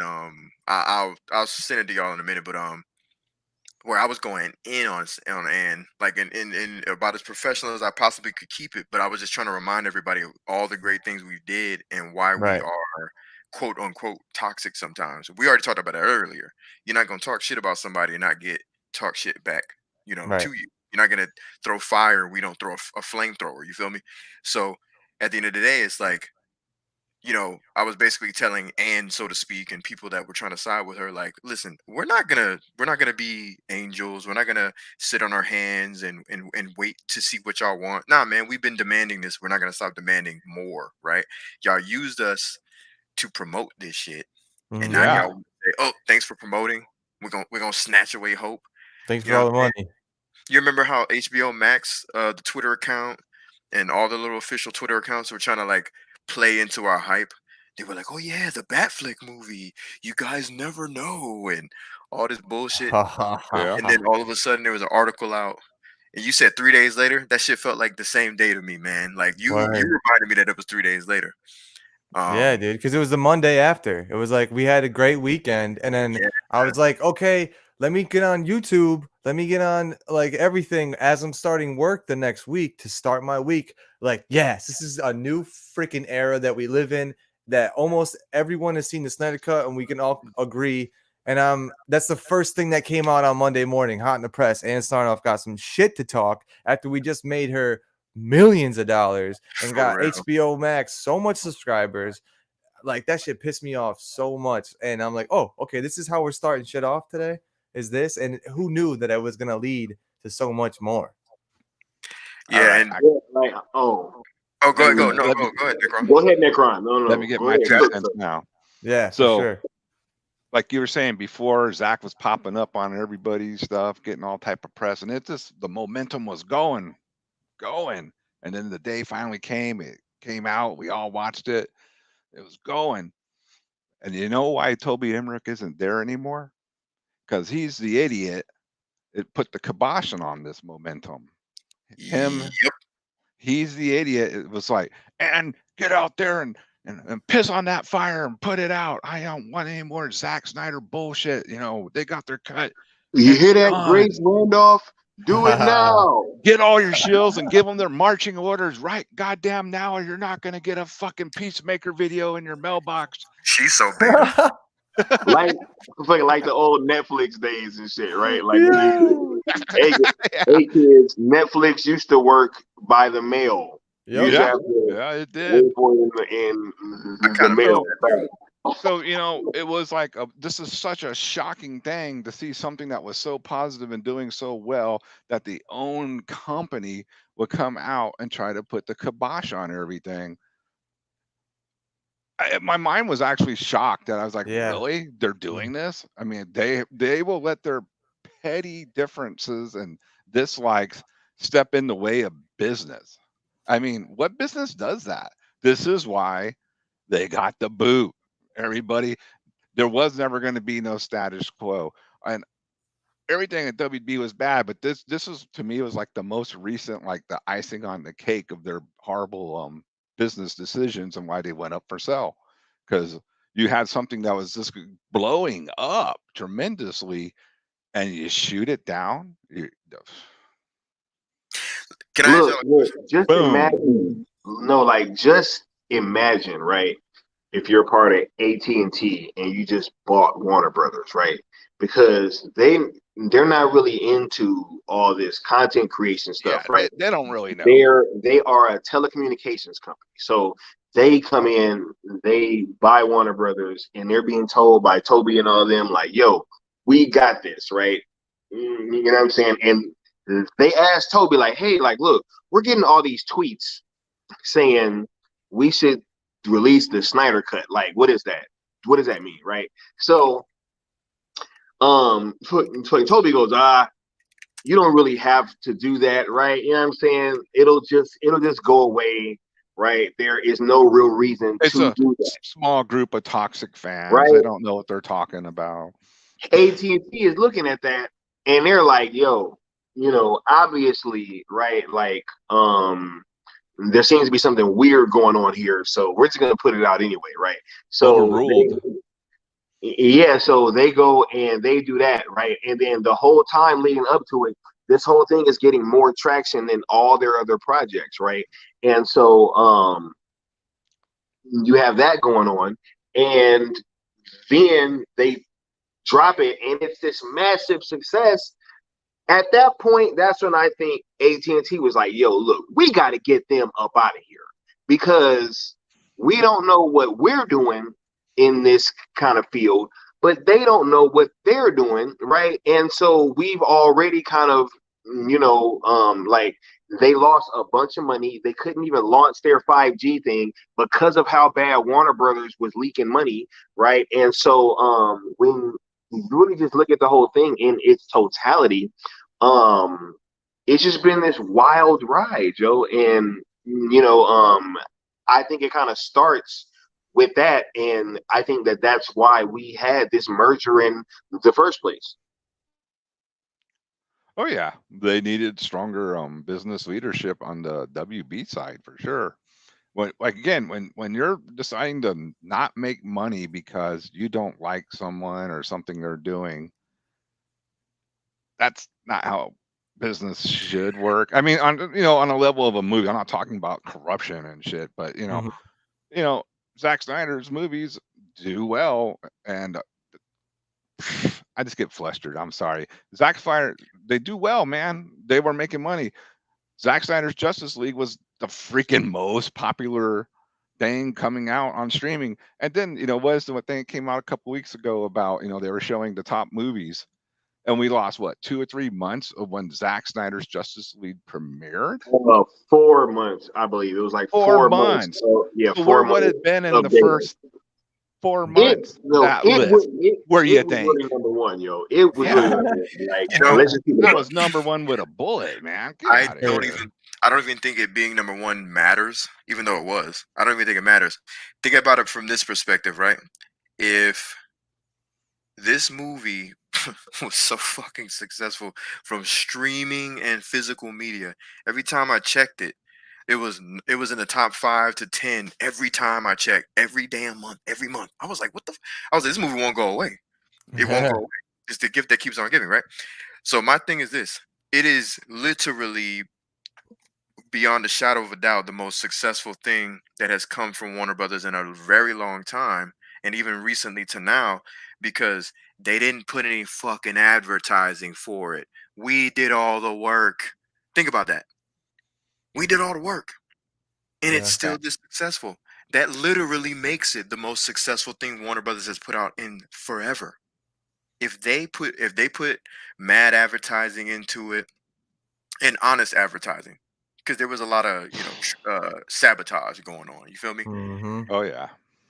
And even with that, it still was incredibly successful. So they saved a crap ton of money on advertising, and they definitely didn't want to sell this thing. They quickly tried to shoot it down Mm-hmm. right after it came out, and a few days later, and shoot down the Fandom. So they were doing everything in their power to make this thing, at the very least, be mediocre. But it refused to be mediocre because we wouldn't let it. Hey, Mm-hmm. We remember all don't- the long faces too when Zack Snyder won the Oscar? Oh, Oh well, Bruh. that's not really real. That's those are just bots. It was like, Bruh. hey man, it happened. It happened. Like, Every Marvel bro, fan were then you is there? excited. Like, you know what I'm saying? And we ended up hearing that they had videos that played that weren't even televised, right? So, for all you guys that weren't there, you don't know what the hell happened. You don't know what Zach has. True. You know what I'm saying? Very Like, true. so look, don't speak on things that's above your pay grade. Straight up. My thing is, even if it's a symbolic Oscar, like, it obviously mattered and it meant a lot to people outside of the Snyder Cut community. Obviously us, but outside as well, who wanted various films to win. They were championing almost against us. What was that one movie? What was it, Cinderella? Cinderella, dude. Mhm. And Yeah. they had all the bots. And Yeah. they're the ones That telling had us the that we bots. had bots.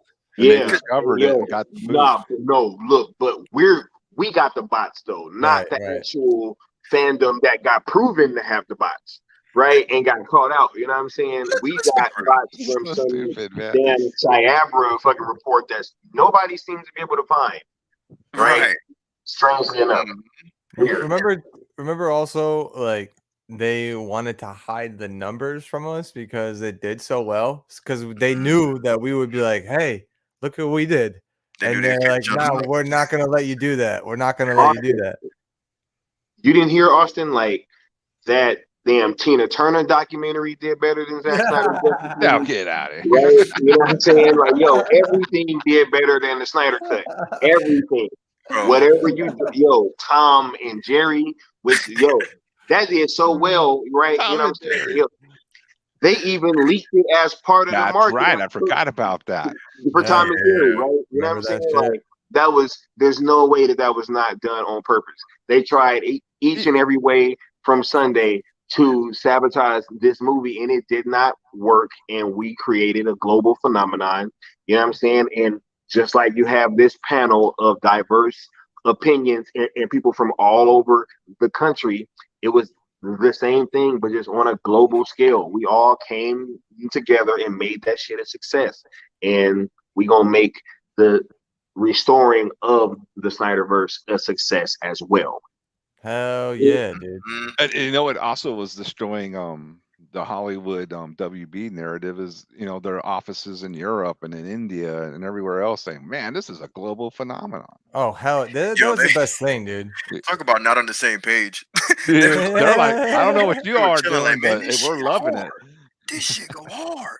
And then Hell over in yeah. America, they're like, what do we do? Let's sabotage. Let's buy Cinderella and let's put Zack Snyder Justice League on Cinderella. They were scheming. Every other country was like, Scheming. yo, this shit go hard, bro. Like, let's Mhm. celebrate this. And America was crickets or sabotage. Yeah. You know what I Yeah, mean? for international too, like I'll say this, I don't know how it was on international streaming services because I don't have access to them, obviously. But when it came out, I know it's HBO Max. You guys may have been so excited that you don't remember this, but we all had to fucking go into the search bar and search for that shit. When it came out, the day of it, the Yeah. biggest fucking movie we've been waiting for 4 years wasn't on the front page. They hid that shit on HBO Max. And know what was on my front page? Fucking Tom and Jerry, dude. That pissed me off. They were, like you said, trying to sabotage it from day Mhm. one. Even Very- they didn't want it to be good. Search They wanted Justice to. League and Justice League would come up. Right. Yeah. Why did they put out a 4K trailer for Justice League during the same time as well? Why did they do that? I have a theory. Yeah. You know what I'm saying? Because that was right around the time that they unlisted the trailer for Zack Snyder's Justice League Blu-ray, right? So I think they were trying to capitalize off that Blu-ray popularity with the casuals, so that when they would be searching for for Justice League, that is what would pop up instead of, you know what I'm saying, the actual trailer for the Blu-ray that they were in reality looking for. You're right. They tried to L numbers. They tried to cheat the system on there, but like we've said before, we are people who have integrity and we follow people with integrity and people who are about the truth. And thankfully for that, they're the ones who spoke up about that shit and they told us to go flood the real one with likes and interaction and go to the fake one and hit the dislike on that shit. And I'm pretty sure that's the reason why YouTube is hidden the dislike numbers. I could be wrong, but I don't see. Look, they man, started hiding it because of I'm not gonna name it, but you know the illness that that's where they started hiding it. But I was gonna say the fandom is super savvy too, super savvy. Oh yeah, you can't keep shit from us, yo. Nah, dude. What are you gonna say, Scott? They could try to throw them curveballs, but we're still gonna hit that shit. Yep. We're gonna We'll get our find a way, Zack dude. Snyder. We'll find a way. Snyder Army, dude. We'll fucking duck that shit and we'll have a plan for the next move, dude. Straight up. And fuck the betas. Also stuck that one in there. Damn it! Now I lost what I was gonna say. Hey, I love it. My bad, homie. My bad. My bad. Funny. We rolling. Haters be bitches. Beatles. Yo, I really lost my point. It was something profound too. Damn, my bad, dude. That's me. That's all me taking people out of that. But we were talking about like how kind of divided it's gotten. But I will tell you this: I'm glad that we're doing this, and so people can actually come on to and make a happy, acquaintance in the chat, happy acquaintance on Twitter, whatever, what have you, and get away from the toxicity that actually exists and that you're aware of. I honestly think too the antis, they're a small group. They may be loud and obnoxious, but don't feel bad, man. If you love Snyder movies, just say you do, and they give you a hard time, give them the middle and leave the conversation, man. Because they're really attacking you. Send them our way. You know what I mean? Yeah. We have no problem. We're beta blockers for a reason. We'll get in there. We'll get gritty with it if we have to. If y'all pay attention to like the media coverage too, man, like I mean y'all were there. You remember how it was between between BVS and before the release, bro? It was you couldn't stick your head out of a hole without somebody trying to snipe you. You feel me? Like it was literally it was reminiscent of Wonder Woman scene from No Man's Land where they're like, yo, how do we get across this shit? How do we get it? And then somebody had to come up with a shield and some powers to guide us through, right? That's even gone. All the antis and the blue checks, they've even quieted down, like to the point where they may still dislike us and Zach or whatever. They don't want to fully admit that they love Zack Snyder Justice League, even though a lot of them have. And I see some of them have tried to retract their statements, but they're still quiet. They don't have that same energy because the power lied on Twitter, right? They had that power, and the rest of the world was kind of like, I guess we're hearing about this Snyder Cut thing in certain pockets. And then in certain countries, it was a lot of us, right? Then when that thing got released, it was like literally the truth could not be contained. People that saw it, I remember people at work who love Marvel, right? Oh yeah, bane of our existence, bro. Right. This one chick, I remember she came up to me because she knows I love like specific types of art and entertainment, and she knows I'm a DC dude and I'm a big Batman fan. So she was like, I know you saw Zack Snyder's Justice League. I'm like, yeah. I was like, shit, you heard me in here advertising it like every other day. And everybody kind of cracking up, you know what I'm saying? She said, that was one of the best movies I've ever seen, like movies in general. And she was going in, and she's one of those people that can't stop talking. So she kept talking. I was just like, I'm listening. And she's Right. like, I'm sorry. I'm like, oh, you good, man? I love it. You're general audience. You're the people Right. that go to watch That Toy had to Story, be and exciting, yo. Real talk. it was very, very exciting. Little kids saying, "Oh, I saw it. My dad saw it." Blah blah blah. And I'm like, it was rated R, but you still let your kids see it because it was like the rated R movies that we kind of grew up on as Oh a kid, yeah. where Hell yeah. Hell Yeah. yeah. It you made wasn't too cartoons bad. out of them afterwards. You know what I'm saying? Like Uh-huh. Terminator or RoboCop. You know what I mean? Uh-huh. Kids see a little edgy stuff every once in a while. But Space yeah, Troopers. Space Mhm. Troopers, dude. Small Soldiers is what I grew up on. That crazy shit, dude. Oh yeah, that's what's up. But yeah, I agree, The dude. Gorgonites. Gorgonites, yeah, dude. That shit Oh, creeped me out. That creeped me out because then as I saw that literally as like a young, impressionable kid, and I had to put my toys away at night, bro. I was like, I know that I love you as a toy, but I don't need you coming alive at night and scaring the crap out of Austin me. said, keep this nightlight on. Yeah, dude. I'm Gonna leaving be my door keeping it cracked around. because I might need to get the hell out this house. They Straight might up. come for us, dude. But I completely agree with you. That's what I mean though. Like we had the 3 good days. Like that's what it felt like to me. But I will say people off of Twitter, and that's why this is an undeniable fact that Zack Snyder's Justice League and the Snyderverse afterwards is going to be profitable because so many regular day people who aren't even involved in the internet at all, saw it and supported it and wanted more. Not just us. It wasn't just us telling them about it. Maybe they heard from us talking about it, our family, our friends, whoever. But they went and saw it themselves, and then they were like, oh damn, wait, this is the same Superman that I saw like way back in the day, like years ago. This is the Batman versus, and now they're here.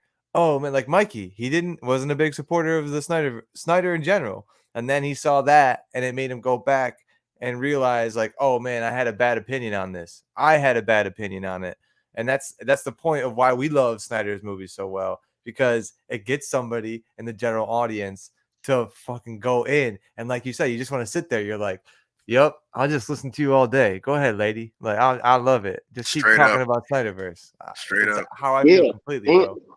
look, and I think that's something that really shows, the real meat of Zack Snyder's storytelling abilities, right? Because there's always stuff to discuss. And that is something that I have noticed as well doing these OG talks. Literally every time that I have done one, I've learned something new about BVS or the Snyder Cut that I didn't know before.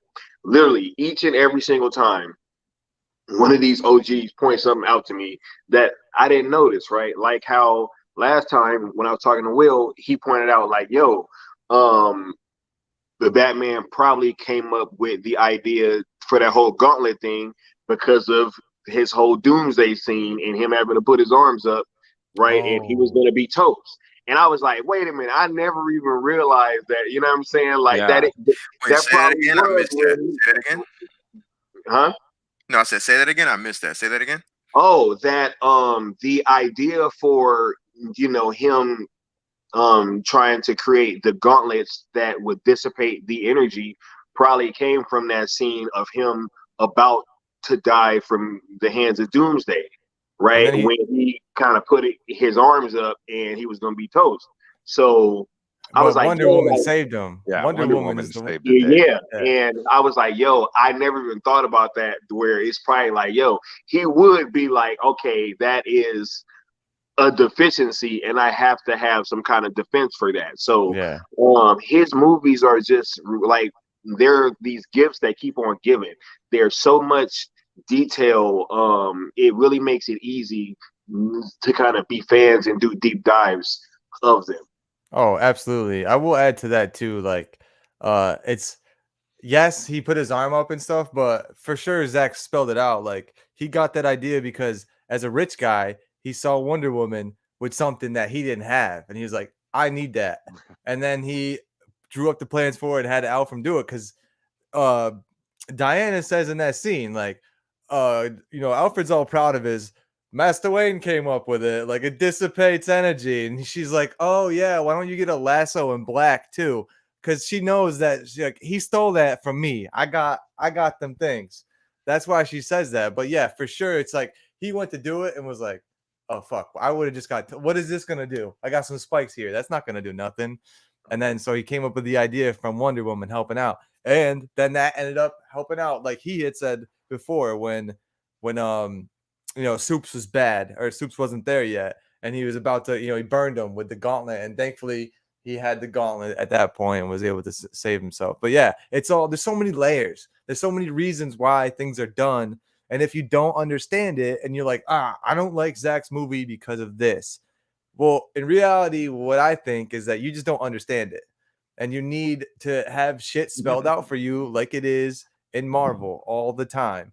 And just because something's not spelled out for you and you actually have to think you don't like the movie, well, sorry, like that's just because you lack critical thinking, and you don't go into a movie like this like, okay, well, how does this connect? Where does this go? Okay, this was said, I know that's going to play in later. Like they don't watch movies like that. They don't have the critical thinking it takes to sit through a Zack Snyder movie. So when his dad dies in Man of Steel, they're like, bro, he should have saved him. He should have saved him.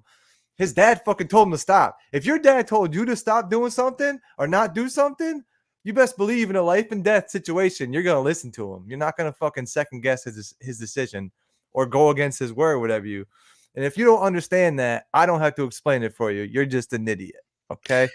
Absolutely. Well, he You want knew to say something there? his dad. He knew what his dad wanted, and his dad wanted him to kind of have a normal life. Right. And if he exposed himself right there, it all would have changed for him. But that's a major point that some people like to bring up. Like, oh, I he know. should have saved his dad. It's like, sorry, he I wish didn't. Superman saved Yeah. his dad. Sorry, Zach. Right. And that's one thing that Zach said in an interview long ago. He's like, my fans are accepting of what I do, and they give me the responsibility to take them on a ride, and they trust me that I'm going to bring them back to where everything should be in the end. But Ties it all they in, understand that it's a ride. We got to get there first. It doesn't just happen. Don't you want to see how these characters came to be, rather than just thinking that you know them because you watch series and all of these other creations that you've watched of a character? Well, here's a little new adaptation on the old, and people like can't accept that. It's ridiculous to me. Yeah. Zack Snyder is Oh, Go ahead, Sky. I was gonna say, I also think that it's a bit of unable to accept delayed gratification, right? Right. They want everything Yeah. resolved in each and every movie, because that's the way that the Marvel movies typically wrap themselves up, right? They don't leave things open to be answered later. Not like real fundamental stuff, right? Like, Yeah. The Flash scene in BBS, right? It's like they look at that and they're like, oh my God, like, what's really going on? What's up with this whole Flash thing, or with the Nightmare scene, right? And it's like, whoa, wait, Dude, what's this, right? some people that just like threw them off the rail. They could not grasp what was going on. And I think that inability to really take a step back and just accept the ride that you're on, instead of thinking that you know better and trying to tell the captain how to get to where he's going to, that is one of the main problems that I would say that we face as well. Yeah, I completely agree. I think even like if I'm being honest, right? When I watched BVS, I liked it when I first saw it.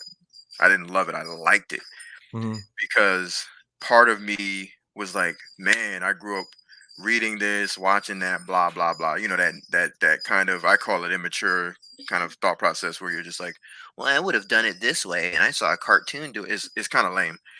And so I quickly, when I was walking out of the theater, people around me were into it, and we were talking amongst ourselves. And I was like, I haven't had this happen in a while, because I went by myself. Remember, I had to redeem my fan pass that I got from Warner Brothers, right? And I'm going alone. At first, my first viewing, it was free.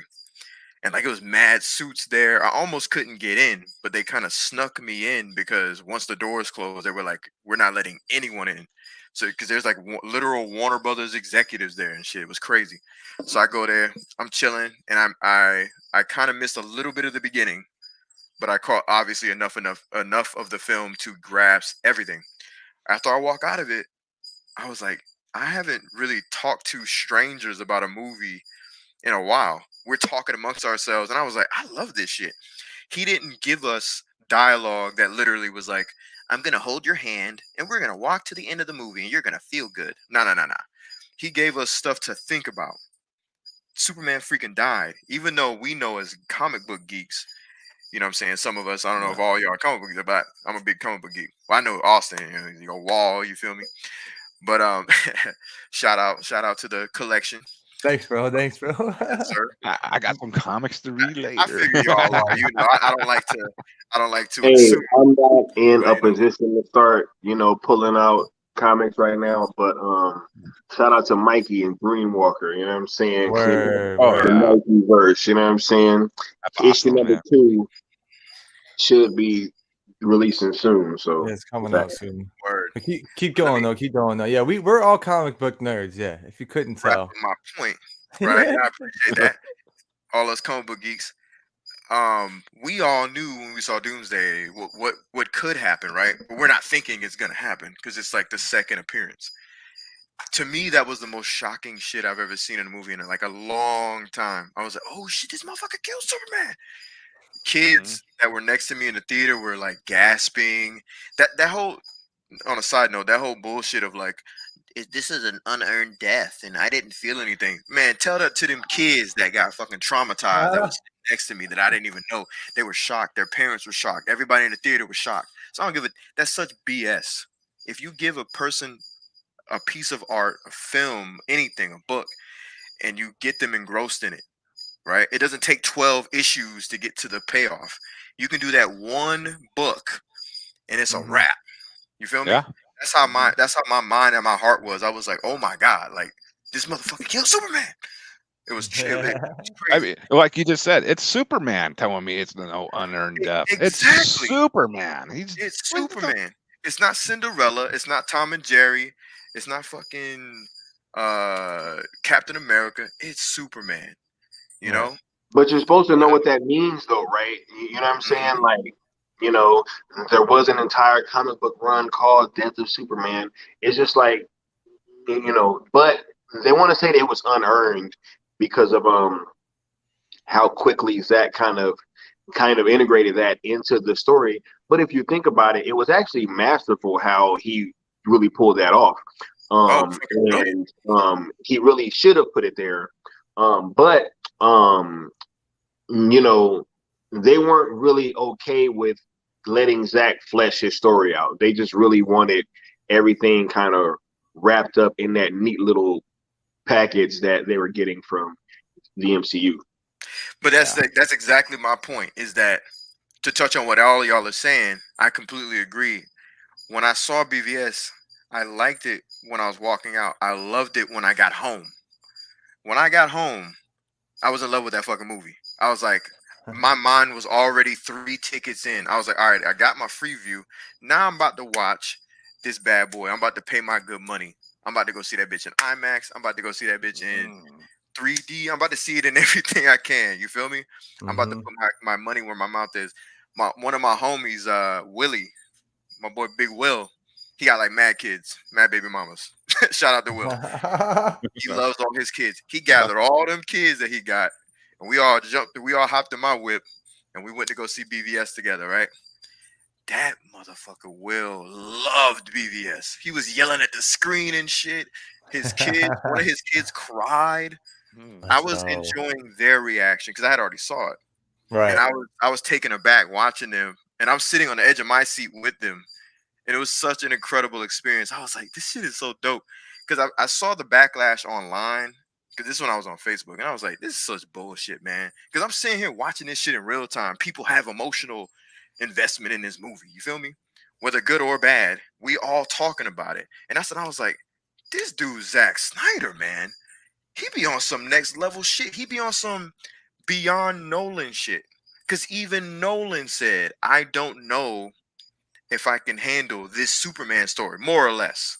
That's Right. for another day. That's why I want Yeah. to talk about the timeline and I all of don't that. think that he could have. I think that He that was a could. great idea for him to give that up. If he's like, yo, I really just can't, like, I can't in my brain process how I'm going to do this Superman story, then it's better that I just give that up. You know what I'm saying? To somebody that can, right? I mean, he was That's what obviously in a super grounded mindset Let me at just that say time. this, and that's I'm what gonna you let y'all, do, I'm gonna man. let When y'all you know take it. you can't handle, you let someone else do it. Yeah. Let me say Your this own real quick, person. just in case there's any betas out there. I am not saying, and we are not saying, that Christopher Nolan couldn't direct a great Superman movie.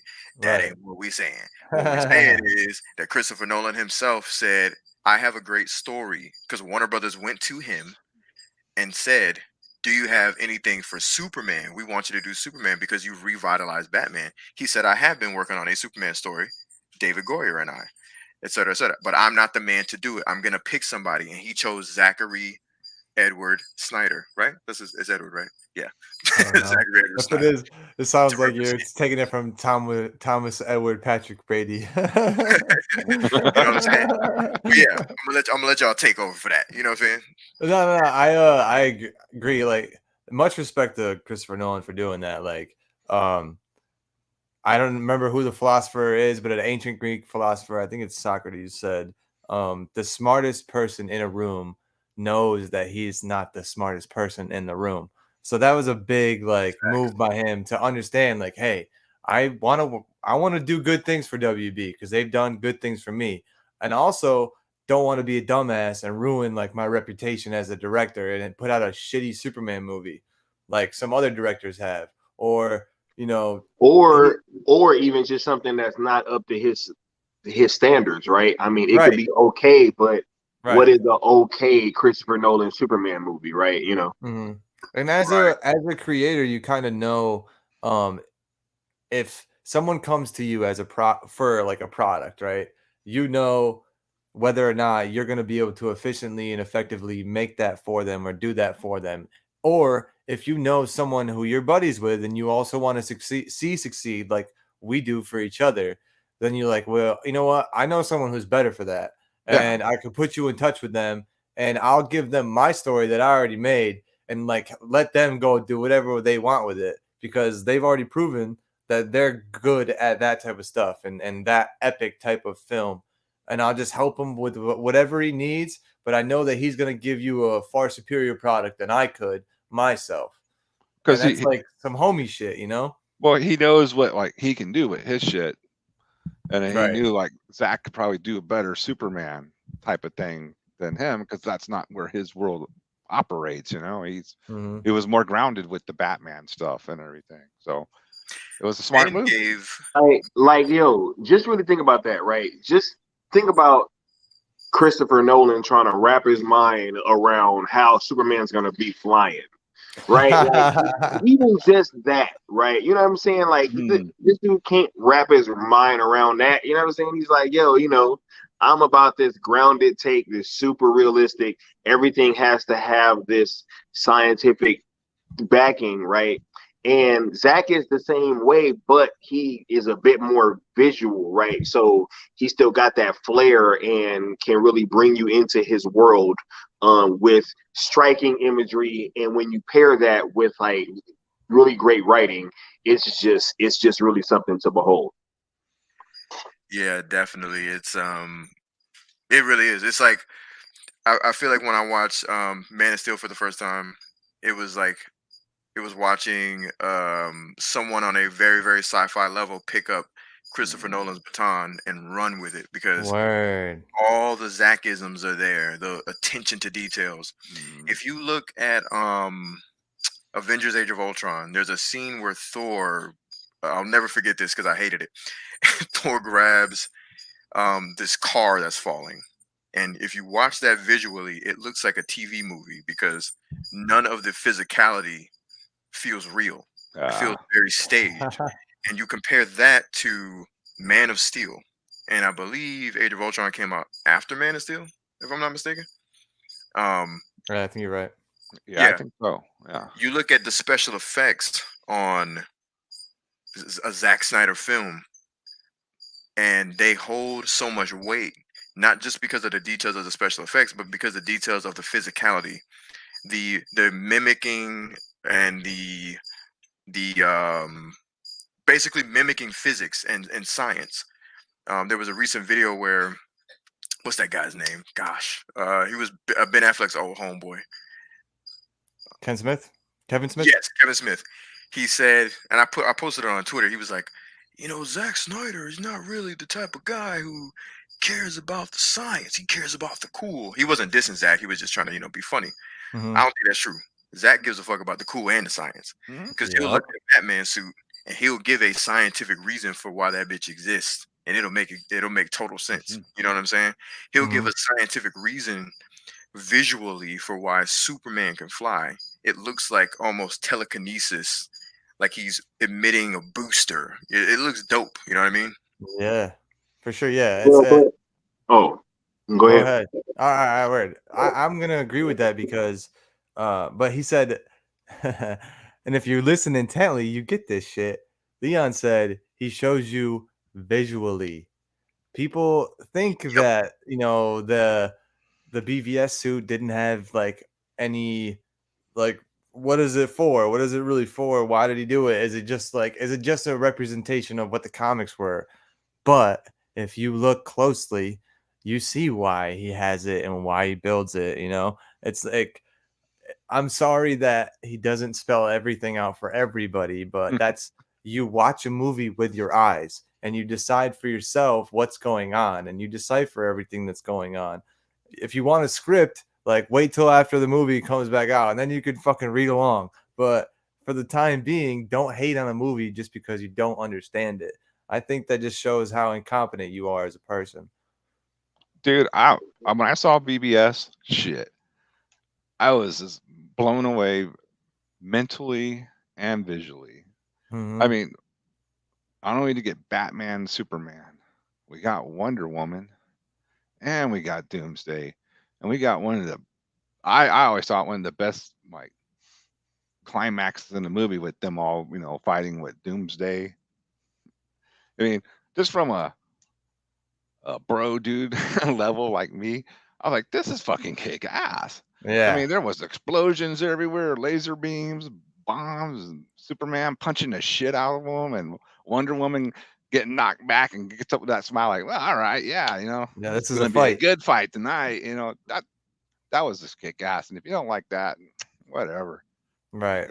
And I will say, sorry, Skywalker, to stop you. But, I know we keep interrupting. yeah, keep interrupting. For BVS, for me as a Flash fan, I've never seen anything depicted in live action that's actually something that I think is badass, is freaking cool. When I saw Man of Steel, the first thing I thought in my head was, oh shit, if he's doing Superman like this, hopefully they let him do Flash because he's gonna do Flash sick as fuck, and he's gonna make it like gritty like this, like real in the real world. And then the first thing we see of Flash is when he probably just got his powers. Realistically, we never see actually how he gets his powers. That's fine. Flash's story. You've seen it a billion times. Do you need it spelled out for you again? No, I don't personally. I'm a Flash fan. I don't need it. I know how he got his powers. Doesn't matter to me. But the first thing you see is him, what you would see if Flash existed in the real world and on CCTV and a security camera. Like some shit just happened, but it's at a bodega in some city somewhere where shit doesn't really matter and there's a lot of crime going on. So the fact that crime was stopped and the police didn't need to intervene and whatever happened, like it's not a big media story, but Lex Luthor saw it, and therefore everyone, like Batman saw it, Diana saw it. Like that's cool as fuck to me, that stuff. And when we saw that in BVS, I walked out of BVS going, oh fuck yeah, I can't wait till Justice League, because we're actually going to see the Flash be sick. And the first scene we saw of Flash in the trailer for Justice League was when he's going through the glass with his finger. I remember seeing that and I was like, oh, I can't wait to see that in the movie. And when I didn't see it in the movie theaters, I walked out thinking, what the fuck? What happened to that? That's all I wanted to see. I just wanted to see him do that, and they cut that out for no reason. And then we finally see it in the Justice League, or in Zack Snyder's Justice League, and everyone gets what they wanted during a big superhero movie from DC. They all got to have their giggles in that scene, you know? Something that they all cut out for why'd they cut it out? Because that was Zack Snyder's scene. And it had a person of color in it. Yeah, I'm gonna say it. Yeah, well, That's why they cut it out. I think that's why he cut it out. Man, it's wild just really touching on all the characters that got cut out of the movie, and it kind of being a certain pattern there, right? it's true, man. But you know, speaking to the whole science thing, right? I mean, look, anybody that is questioning that, just look back to, you know, Zach brainstorming about Man of Steel and how they came up with, like, you know, this chart pretty much that they were never going to deviate from. They had worked it out from all the way to like what does it feel like if you are to hit Superman with a baseball? What does it feel like for him if you shoot him with a 9mm? What does it feel like for him if, you know, if you shoot him with a 50 caliber rifle or whatever? From a baseball all the way up to a nuclear bomb, and that one was, we don't know, right? And that was before BVS came out, so they, you know, they stuck to that list pretty stringently. And so I would say anybody questioning whether or not he is sticking to the science, you'd be wrong to say that he wasn't. But go ahead. Oh, sorry. I was gonna say that's the dedication and intellect of his films. I think that, you know, the antis, some people in the general audience. I remember one time briefly, we took the little one to get some like Christmas pictures, me and my lady, and the guy that was like helping out with the Christmas pictures, we started talking about like different comic movies and whatnot. We started talking about BVS. And this is before ZSJL, and he was like, he was downplaying BVS, and I was just basically kind of like Austin was when you said like you're kind of like a simpleton almost, like, and I didn't tell him that, but I was kind of like, you know, did the movie go over your head? Because a lot of this stuff is like very simple. I don't understand what you're not getting.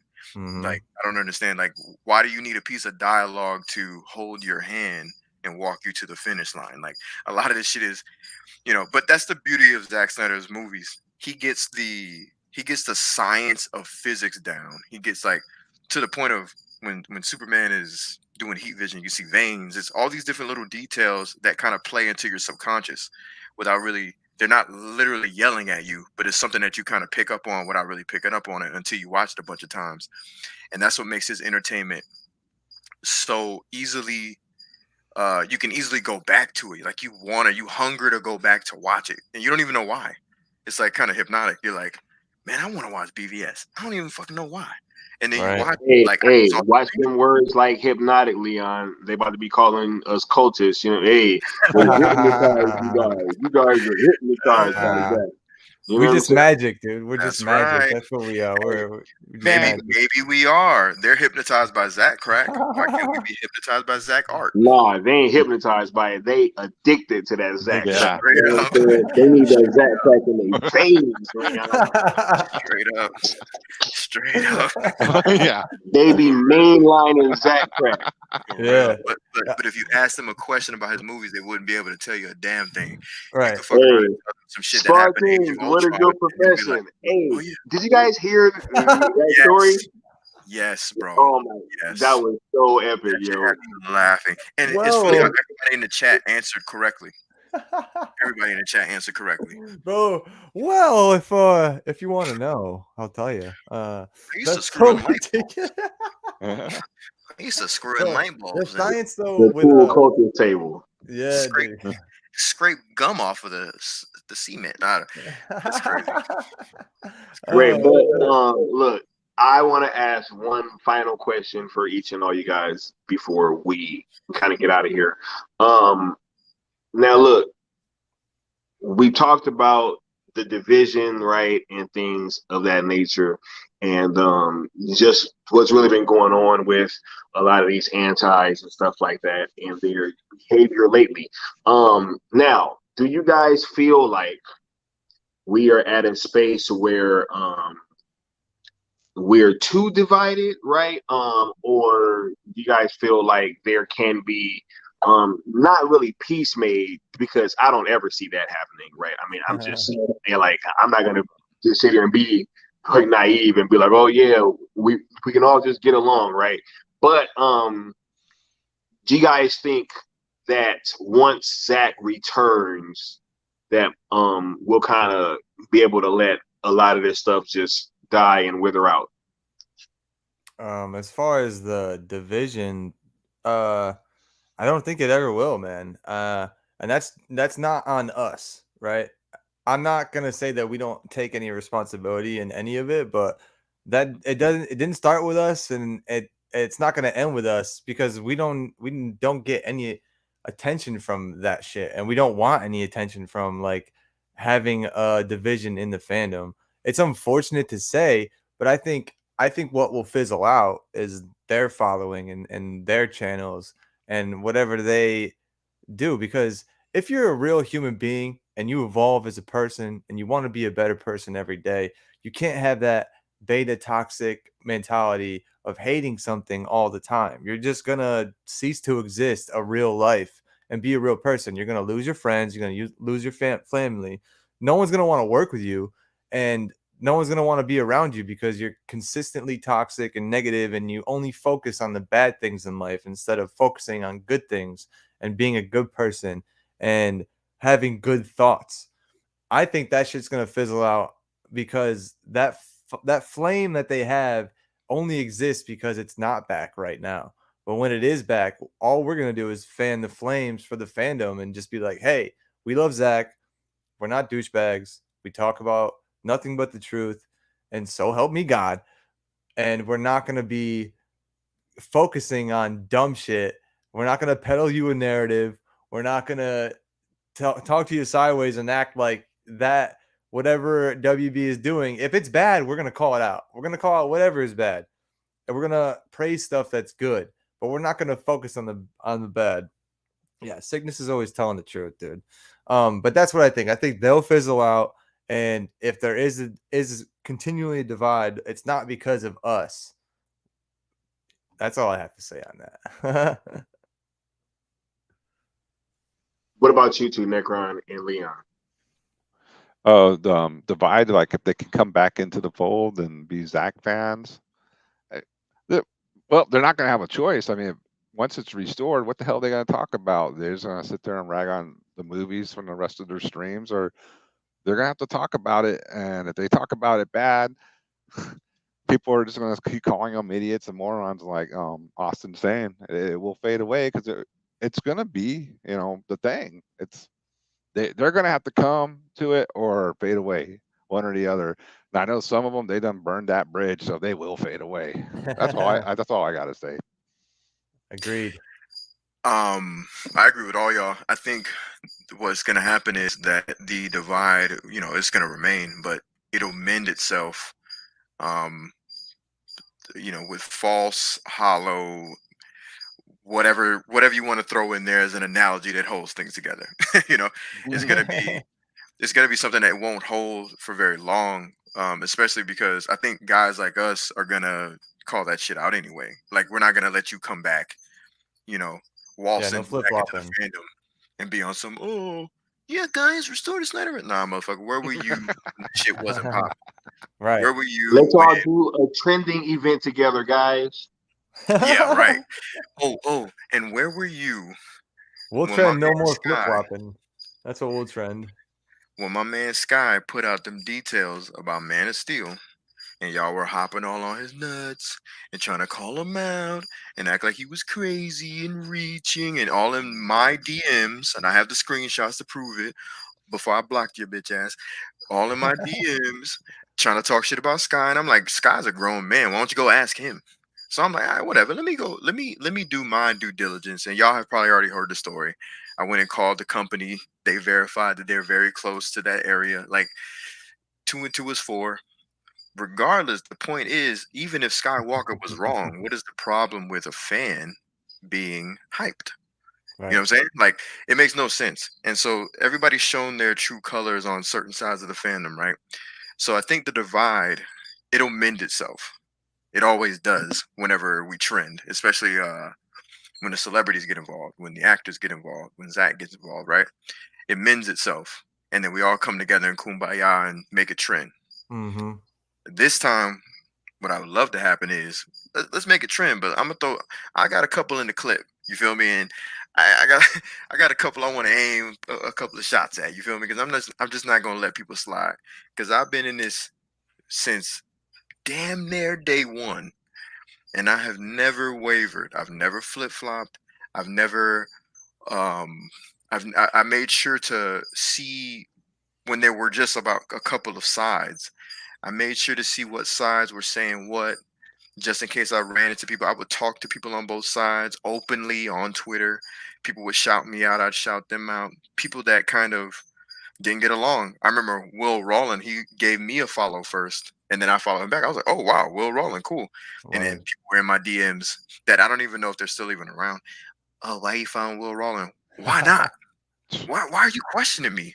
Yeah, I'm a grown ass man. Don't that fucking care about what I bro. do?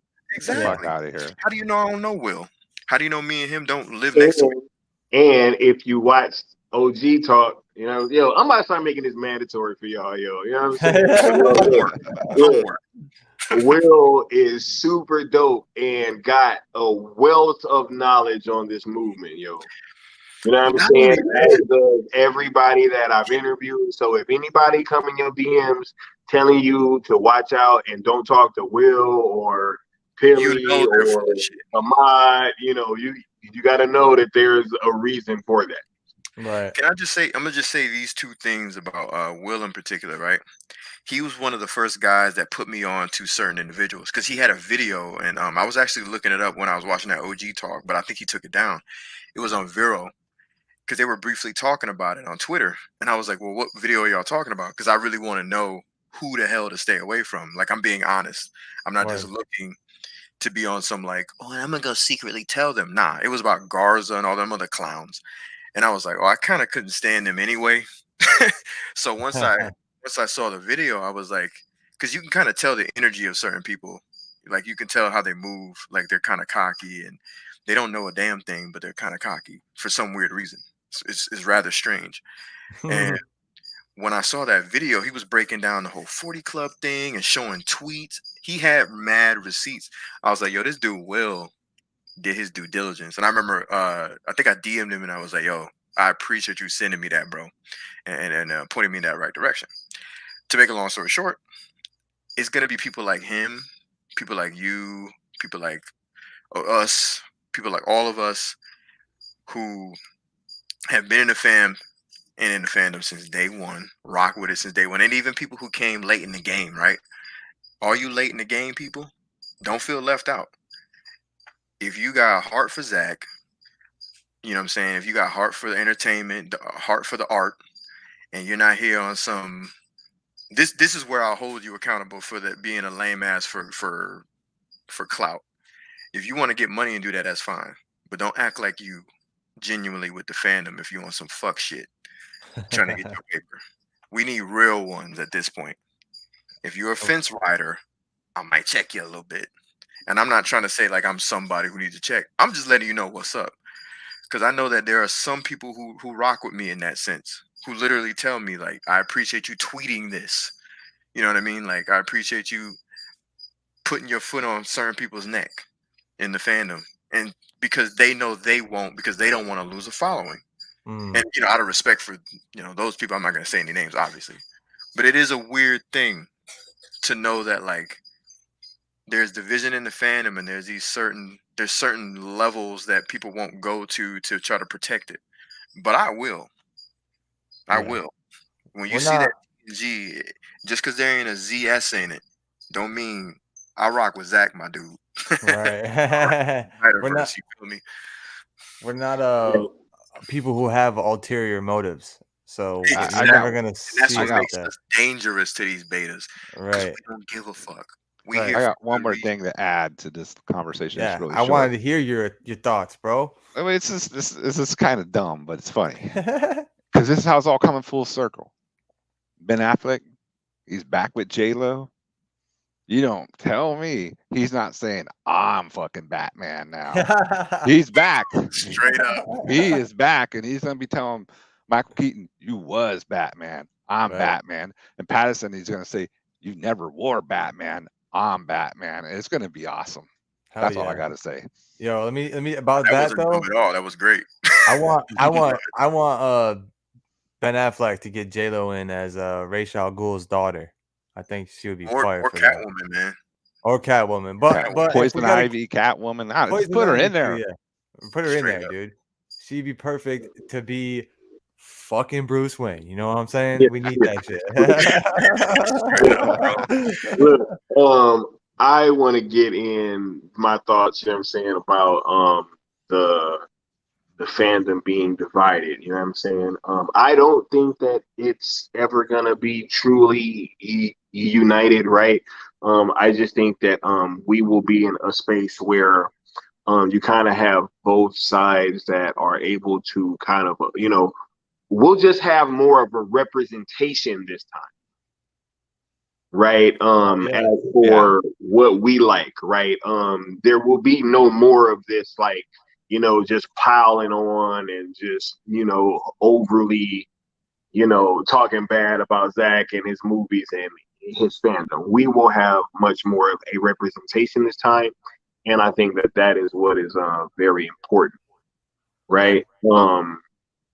And just as for this whole thing, right? I'm super excited about, what I'm saying, working with this panel and all that stuff, yo.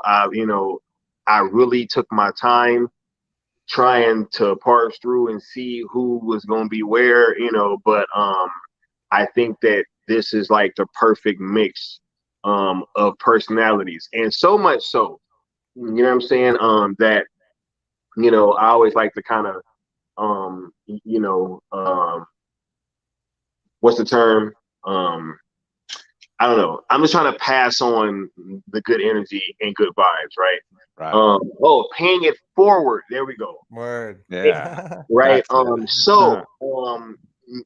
I do have the highest tier of StreamYard, you know what I'm saying? If you guys would like, you guys can be added on to my StreamYard, you know what I'm saying? And that'll make sure the videos is in 1080p and all that stuff, you know what I'm saying? I just want to pass on that for you guys because I think that y'all are super dope. And anything that I can do to help make you guys' content better, I'm gonna try to do that. So, that was another little surprise that I have for y'all tonight. Yeah, I appreciate awesome. that, yo. That's dope. Wow. I appreciate that for real. That's crazy, bro. Thank you, man. Very And humbling. I think that I'm gonna speak for them, but I know Necron is putting out videos like crazy, so he's definitely gonna be using that for sure. But I think I've also it will come in handy. I ain't gonna lie. yeah, he's got homies on homies on homies on homies on deck, dude.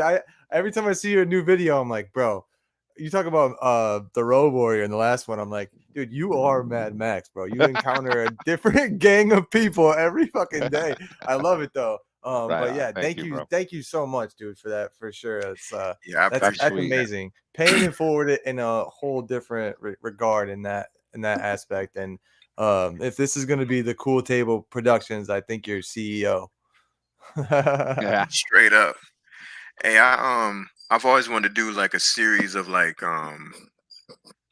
reviews where, because like I got reviews on Letterbox. Everybody uses Letterbox. It's become like fucking review Twitter at this point, where ain't nobody really saying nothing of substance. They're just kind of tweeting at this point. But I got like this thing I wanted to do with Zack Snyder's Justice League review that I did. It kind of, I let Ankid and a few other people read it, and they were like, "Oh, yo, we love it, blah blah blah." And I was like, "That's what's up," because like I kind of did it to where it's kind of like almost like a love letter to Zack Snyder's DCU, Word. you know, wrapped up in a Zack Snyder's Justice League review, so to speak. Like I talk about how Warner Brothers screwed him, but I did it in such I tried to make it slick to where it's Word. professional and, you know, to where it's not overly detailed, but it hits the notes. It hits the notes and keeps going. You know what I'm saying? Almost like a song of sorts. And I start off with this quote. I ain't gonna tell you the quote. I'm gonna let y'all read it. When I started off with that quote, I was like, "Ooh, this is dope." But I always wanted to make like a quick video of that review and use like start off with the quote and go through that, and like, I don't know, maybe one day we can all collab. Your StreamYard, that's dope. That Yeah. that you gave us that, because that just adds to the potential. You know what I mean? Gonna be a whole lot of crossing streams, dude. And I'm down to collaborate with Oh, yeah. whatever. I Yep. feel like you've given us the space to be like, yo, do you guys want to do this with me?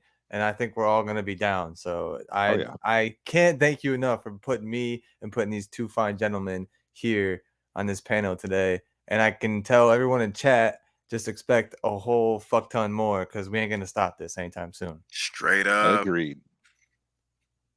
Yeah, yo, you know, That's this a has metal been line. welcome to Skywalker's grand plan. You know what I'm saying? Like It is. this has been in the making. This is, you know, since, you know, I was thinking about doing this exactly like this before I started my YouTube channel. So this has been quite some time. I've been kind of thinking, you know, and then just having that mindset of, if I tried to build something, you know, the rest would just happen, right? You know, Feel and the dreams, and bro.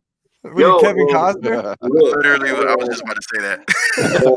and look, I'm Yeah. about to keep it a buck, yo, and I'm about to talk my shit just a little bit more before I get on out of here. No, do it. Hold up. Let me take Oh, a shit. sip of this margarita. You know what I'm saying? He's like Mikey though. Nah, dude. Mikey needs some water, dude. Mikey needs Let some me water. take a Like, drink. stuff like Yeah, there we I go. don't need no water. I need a drink. that. Nah, man, like, look, yo, and, you know, because I think that this part is important too, you know, so let me talk my shit for just a quick little second, right? Look, man, I think that something else that I've kind of represented here is, yo, I went from the fucking stands to on the court, yo, right? Like, you Word. know, I'm no better or no different from any of you guys, right? You know, I was looking up to all these OGs in this fucking movement, and now I've been able to put myself in a situation where I've been able to talk with these people, right? And I can literally consider them friends, you know, of more than a few of them, and I can have genuine conversations with these people. I'm no different from anybody else that's been just watching this stuff and is a fan of it, Joe. But I got up off my butt and I put that work in, you know, and I feel like, you know, just being in these types of situations has been the fruit of that labor. So, yo, anybody can do this, yo. You just got to Yeah. get up, put that work in, and the rest will fall into place if you move from a genuine perspective.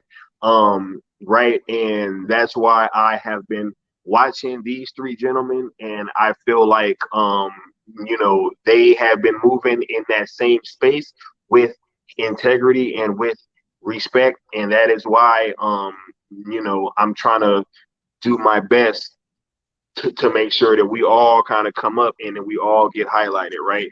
So, I want to thank everybody for coming out to this first introductory stream of the Cool Table.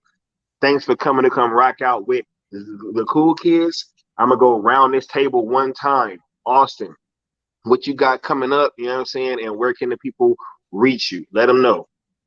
You can reach me at No Goliath on Twitter, on Instagram. I don't know if you have our links in the description, but if you search The Good Austin on YouTube, go to the filters, hit channel, you find me there. I have one video out right now. The next video is coming soon. And I think I'm just gonna talk about all the homies. That's all. That my first video, I talked about myself and a little bit about the homies. Second video is just gonna be about all the homies. I'm gonna put all the homies links in the description, and I'm just gonna say, hey, if you're here, I hope you found me from there. And also, don't forget to go back out there and show all those guys some love and girls some love, because this community is the greatest community of all time. Obviously, this stream, this chat, you bringing us together just shows how great this community is and how great it will be in the future and continue to be. So just thank you so much. And thank you, gentlemen, tonight for having me here and for giving me the feedback on the logo and being cool about that shit. That was awesome. And all I could say is we got the greatest Austin table came in here. clutch with that logo and that Dude. intro. I'm gonna play that intro on the way out too. We ain't even asking for all that. I was just like, yo, That was you want to rock out? Austin very started cool. dropping all this shit in the group chat. We was like, yo, hold up. Like, you moving too fast. You know what I'm saying? You got to change this, got to change that. But, Yeah, yo, that's it cool. all came together beautifully. Pun intended. You know what I'm saying? And it's just a beautiful thing, yo. But yeah, I love y'all. Thank you. Thank you so much. And I just want to say I'm truly humbled and honored, and I can't wait for what we do in the future, man. Thank you. all right, you want to go ahead, let them know what you got going on, Necron. Let them know where they can find you at. You know what I'm saying? And let the people know how you feeling on your way out.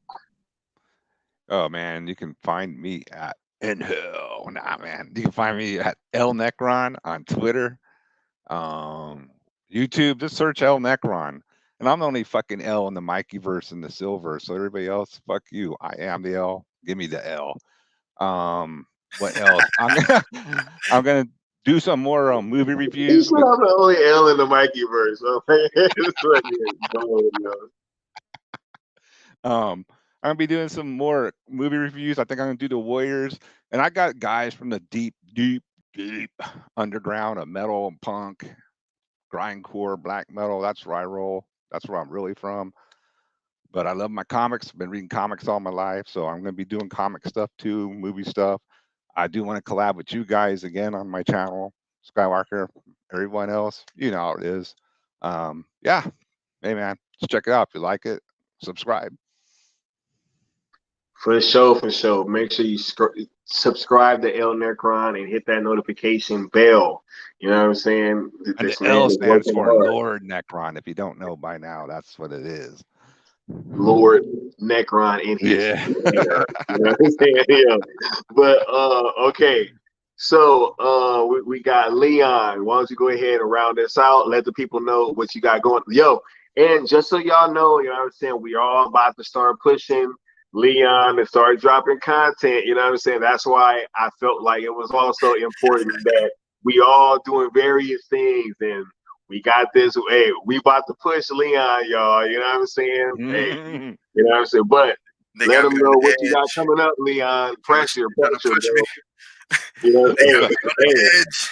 hey, he is at the free throw line. You know what I'm saying? Down by one free, bro. What you gonna do?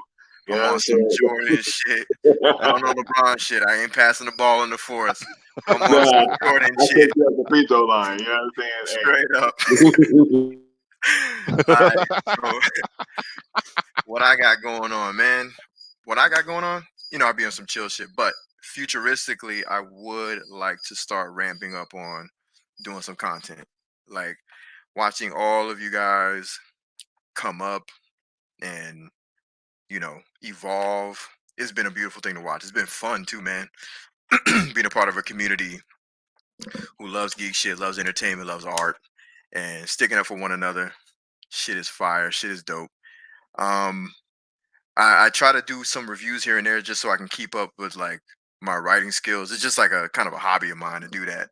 Um, I kind of wanted to. I used to do like freelance work here and there and get paid for it quickly. But the thing is, I got to be passionate about what I'm looking at, even if it's something I dislike. Like when I watched Thor Ragnarok, I was super inspired to write a review because it sucked to me. I was just like, I got to get this out. Like, I can't wait to tear this movie a new one. You know, like, I can't wait to spank it. So, and when I watched ZSJL, Zack Snyder's Justice League, it was one of the easiest things I've ever written as far as reviews, and it's crazy because it's one of the most dense things I've done because I kind of was meticulous about it like Zach, but it was very easy because it felt like finally I can say what I always knew I was gonna say, that I love this movie. But anyway, we'd be on here for a whole another hour. I'm gonna say this to this panel. I appreciate y'all. You know, I know Sky a bit. I've interacted with Austin a bit and Necron a bit, but it's one of those things where like people that don't know each other, or at least I don't know y'all fully like that. Like we're clicking like Voltron. I love it. We can do nothing but go up from here. So hey, Voltron, Defenders of the Snyderverse. Shout out to Zod Ryder, still Abdul, and like, the president Abu Naj. You know what I'm saying? Yeah, real Voltron force. That's what I call y'all. We're just clicking, man. It's like it reminds me of Zack Snyder's Justice League, man. It's a bunch of different people from different walks of life coming together to thwart the darkness. You know what I'm saying? The darkness. And with that being said, because there's so much that I know we can all say. With that being said, whether you're religious or not, you know, put God first to slay the devils, right? That's for all the homies. Put God first to slay the devils, right? To all the haters, get off my dick because you're not on my level. Peace. Let's go, dude. Let's go. We come together like Captain Planet, though, not like Voltron. Yeah, right. You know what I'm saying? Nah, look. Before we get on out of here, I want to say shout out to everybody that was in the chat that showed up and show out. Mio Sevens, Maz Mama Bear. Maz Mama Bear always got the fire art, you know what I'm saying? Check her channel out. Most definitely. Retro Nerd Girl dropped a damn review of and a breakdown of The Fifth Element that was so thorough and so dope. She made me feel like I had never even seen the movie before, right? So yeah, definitely go check her out. Like I'm not lying. It really made me love that movie even more. We got Neo Sevens, United Man, Ife, Super Bro Corey. You know what I'm saying? We had the Bat Channel in here, Sickness, Rail, just much shout out to all you guys, yo. Bat Dan, you know what I'm saying? Yeah, like Bat Dan. Make sure you go check out Bat Dan's first video. Hell you know what I'm saying? And from us, the Cool Table, you know what I'm saying? We want to say, cool kids out, yo. You know what I'm saying? Check out this fire video that came from Austin, you know what I'm saying? But we about to get on out of here. Peace. Peace.